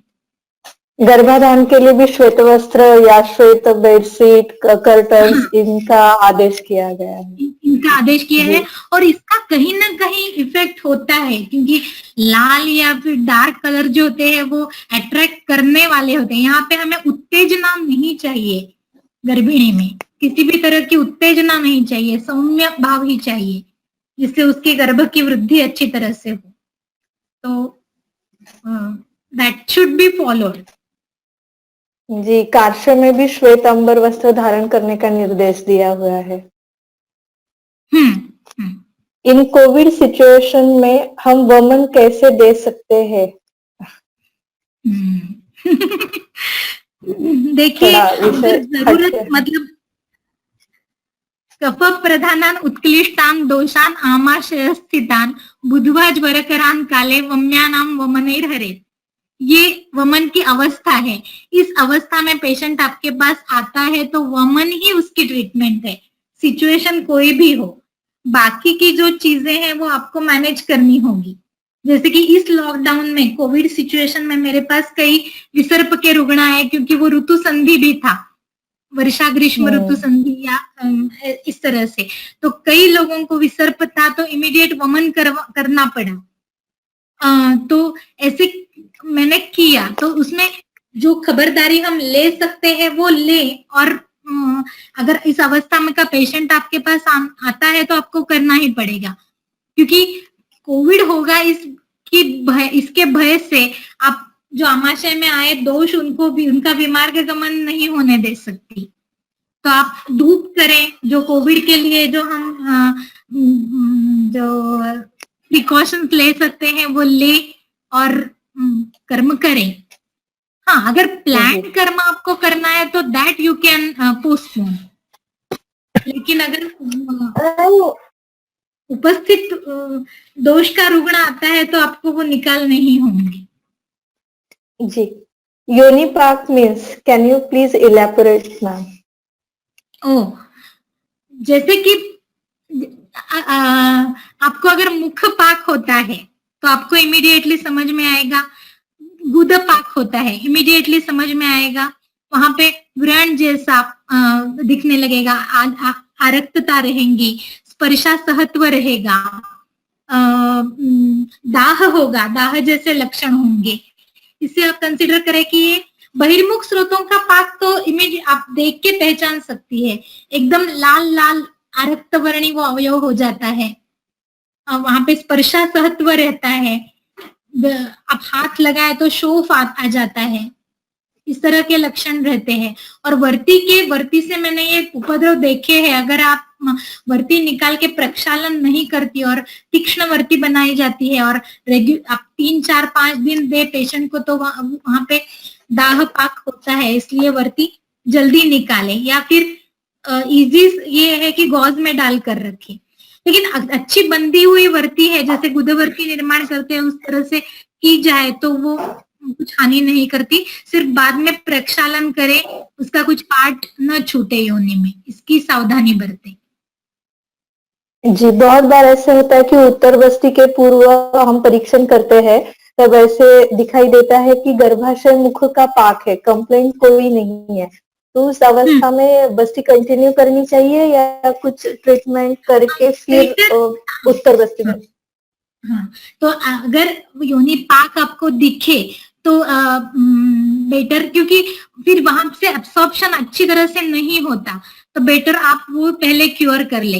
वहां पे यष्टि मधु सिद्ध क्षीर से योनि धावन करे, यष्टि मधु घृत का पिचू रखे, क्योंकि यष्टि जल्दी रोपण करता है। आप पंचनिम्ब पंचवल्कल वगैरह का भी इस्तेमाल कर सकते, लेकिन यष्टि मधु जल्दी व्रणारोपण करता है। रसांजन यूज करें, और व्रणारोपण करने के बाद आप वो पाक दुरुस्त होने के बाद आप उत्तर बस्ती दें, क्योंकि फिर शोषण अच्छी तरह से नहीं होता। दुष्टि है तो आप गंधक द्रुति का उत्तर बस्ती, मतलब क्योंकि गंधक द्रुति है, पित्त शामक है, व्रणारोपण है, तो गंधक द्रुति का पिचू वहां पे रख सकती है, जिससे वो जल्दी ठीक हो जाएगा। कई बार एक दिन में भी, क्योंकि अंदर का पाक है तो उससे ये सप्लाई भी ज्यादा है, वहां पे मॉइस्चर ज्यादा रहता है, रोपण बहुत जल्दी हो जाता है वहां पे, तो पहले ये करें और बाद में उत्तर बस्ती दें। जी, आफ्टर मेनोपॉज योनि शुष्कता आती है, उसके लिए क्या कर सकते हैं? ओके, अगर मेनोपॉज के बाद योनि शुष्कता आती ही है, तो अगर उसका कुछ उपद्रव नहीं है तो मतलब पेशेंट वो कंप्लेन ही नहीं करती। लेकिन अगर, क्योंकि इस काल में रुग्णा को अभ्यंतर घृतपान शुरू ही करे मेनोपॉजल काल में, क्योंकि स्नेह चिकित्सा बहुत जरूरी होती है, क्योंकि ओजक्षय मेनोपॉज में हो, रसक्षय, ओजोक्षय जैसे लक्षण दिखते हैं, उसमें घृत चिकित्सा बहुत इंपॉर्टेंट है। तो अगर घृत चालू है उनका, कोई तर्पण घृत, शतावरी घृत हो, यष्टि घृत हो, जीवनीय गणित से सिद्ध औषधियों का घृत हो, गोखरू घृत हो, इनको आप चालू ही करें जब 45, 46 एज के बाद, उसका उससे ये प्रॉब्लम सॉल्व हो जाएगा। और रजो प्रवृत्ति, जब रजो निवृत्ति होती है उसके पश्चात रोक्ष आता ही है। तो आप योनि पिचू भी रख सकते हैं। अगर पेशेंट, कई बार ऐसे होता है कि व्यवहार कृच्छ्रता हो जाती है योनि रोक्ष आने से, तो आप एरंडस स्नेहका घृतका पिचू वहां पे रख सकती है and that can be cured. मैंने अगर बहुत रोक्ष है और उसकी वजह से कर्कशता ऐसे आई हुई है या योनि शूल है, उनमें योनि बस्ती भी दिए हुए हैं। जी, और 2-3 क्वेश्चन है, अगर समय की उपलब्धता है तो पूछती हूँ। आपके पास ठीक है, 5 मिनट में जी देख ले। जी जी जी। इन some patients during ovulation Kandu लक्षण उपलब्ध हो जाता है, उसका संबंध क्या कर सकते हैं? योनि Kandu during ovulation, during ovulation Kandu लक्षण आता है। तो ये लक्षण आता है क्योंकि कई लोगों को जब ओव्यूलेशन के टाइम थोड़ा सा स्राव होता है, योनिगत स्राव होता है, उसकी वजह से किंचित कंडू होना दैट इज ओके। लेकिन ये कंडू लक्षण ज्यादा है तो योनि कंडू की चिकित्सा करनी पड़ेगी आपको। थोड़ा सा स्राव होना ओव्यूलेशन के टाइम में दैट इज ओके, बट अगर नहीं तो फिर उसकी चिकित्सा करनी पड़ती है। ये जो कंडू होता है वो स्राव की वजह से ही होता है। कंडू लक्षण थोड़ा सा ट्विस्टिंग है, मतलब कंडू रौक्ष से भी होता है और क्लेद से भी होता है। अगर क्लीनता ज्यादा हो तो भी कंडू होता है और रोक्ष ज्यादा हो तो भी कंडू होता है। तो आप ये जजमेंट ले और उसके अनुसार करें, क्योंकि पैच्छिल्य ज्यादा है तो उस तरह से आपको कफग्न चिकित्सा करनी पड़ेगी, कूपन वगैरह, और अगर रोक्ष ज्यादा है तो स्नेहन वगैरह चिकित्सा करनी पड़ेगी। जी। Treatment for cervical erosion, cervical erosion के लिए जब मैं अभी मैं तो वहां पीछू से ये हो जाता है ठीक, या फिर एक और ट्रीटमेंट उसमें एक मधु लेपन करके एक ट्रीटमेंट, जब मैं नांदेड़ में थी तो वहां पे गवर्नमेंट आयुर्वेद कॉलेज में ये किया जाता था कि एक कॉटन पे मधु लेके उसका मधु का वहां पे मधु लगाना, मधु का लेपन करना, और तो इससे बहुत फायदा मिलता था। 3-4 दिन तक ये किया तो हो जाता है। या आप यष्टि मधुघृत या कोई रोपण सिद्धघृत या गंधक द्रुति, इनका भी आप वहां पे लगाइए तो वो सर्वाइकल इरोजन ठीक हो जाता है। धावन और पिचू, इनसे ये ठीक होगा। जी। लास्ट क्वेश्चन, एक पेशेंट या ओवुलेशन ब्लीडिंग उसको 8 to 10 ड्रॉप्स होते हैं ऑन 13-16 डे ऑफ साइकिल और पेशेंट इज अनमैरिड, तो ये नॉर्मल समझना चाहिए, उसको चिकित्सा देनी चाहिए? ओके, तो कभी कभी ये फिजियोलॉजिकल रहता भी है, मतलब एक 4-5 ड्रॉप्स हो गए और बाद में कुछ नहीं हुआ तो लेकिन बाकी के लक्षणों से और उनके हेतुओं से कई बार आजकल ऐसे होता है कि गर्ल्स वो डांस करना, रनिंग करना, या इवन पीरियड्स के टाइम पे भी ये सब का ताइक्वांडो और ये सब चलता रहता है। तो व्यायाम ज्यादा होने की वजह से ये होता है। तो अगर इस तरह का हो तो दैट इज तो हेतु अवॉइड करने के लिए बोले। पहले आप, अगर ये होता है और रुग्ण को कुछ कंप्लेंट्स नहीं है तो ये ऐसे कुछ हेतु है क्या, ये देखिए कि व्यायाम या रजक काल में व्यायाम या अति व्यायाम इस तरह का कुछ या ऐसे हो तो ये देखिए। रजस वाला परिचर्या फॉलो करने के लिए बोलिए तो जनरली नहीं होता ये। और कई बार अगर ये ज्यादा हो रहा है तो वो अधोग रक्त पित्त जैसा जिस उस टाइप से अगर दिखा, तो ऐसे कुछ हेतु और लक्षण उसमें दिखे तो उसमें उनको पहले वमन दे वमन का उपयोग करे, उससे वो कम हो जाएगा। पहले वो हेतुओं से डिसाइड करे कि इज दैट फिजियोलॉजिकल और रियली मतलब उसके साथ कुछ और कटिपृष्ठ शूल है या पाँव में दर्द होता है उस टाइम, या मतलब विबंध या द्रवमल होता है, उसके जो सब क्लिनिकल सिम्टम्स कुछ है क्या, वो देखें और उसका निर्णय। जी, धन्यवाद गुरुवर्या। बहुत ही मौलिक मार्गदर्शन दिया है आपने। ये मार्गदर्शन हमारे लिए चिकित्सा करते समय जरूर पथदर्शक रहेंगे। आपने ये 2 घंटे पूरे ज्ञानमय बना दिए। आज समय देने के लिए और खुले दिल से, खुले दिमाग से मार्गदर्शन करने के लिए बहुत सारा धन्यवाद, बहुत सारा प्यार। और अन्य आप सभी भी इस व्याख्यान से या इस कार्यक्रम से जुड़े हैं, आप सभी को भी धन्यवाद। गलगली मैम, पुनश्च मैं आपका अभिनंदन और धन्यवाद देती हूँ। अगले रविवार मतलब 2 तारीख को वैद्य खांडेल सर का सत्व के ऊपर व्याख्यान रहेगा।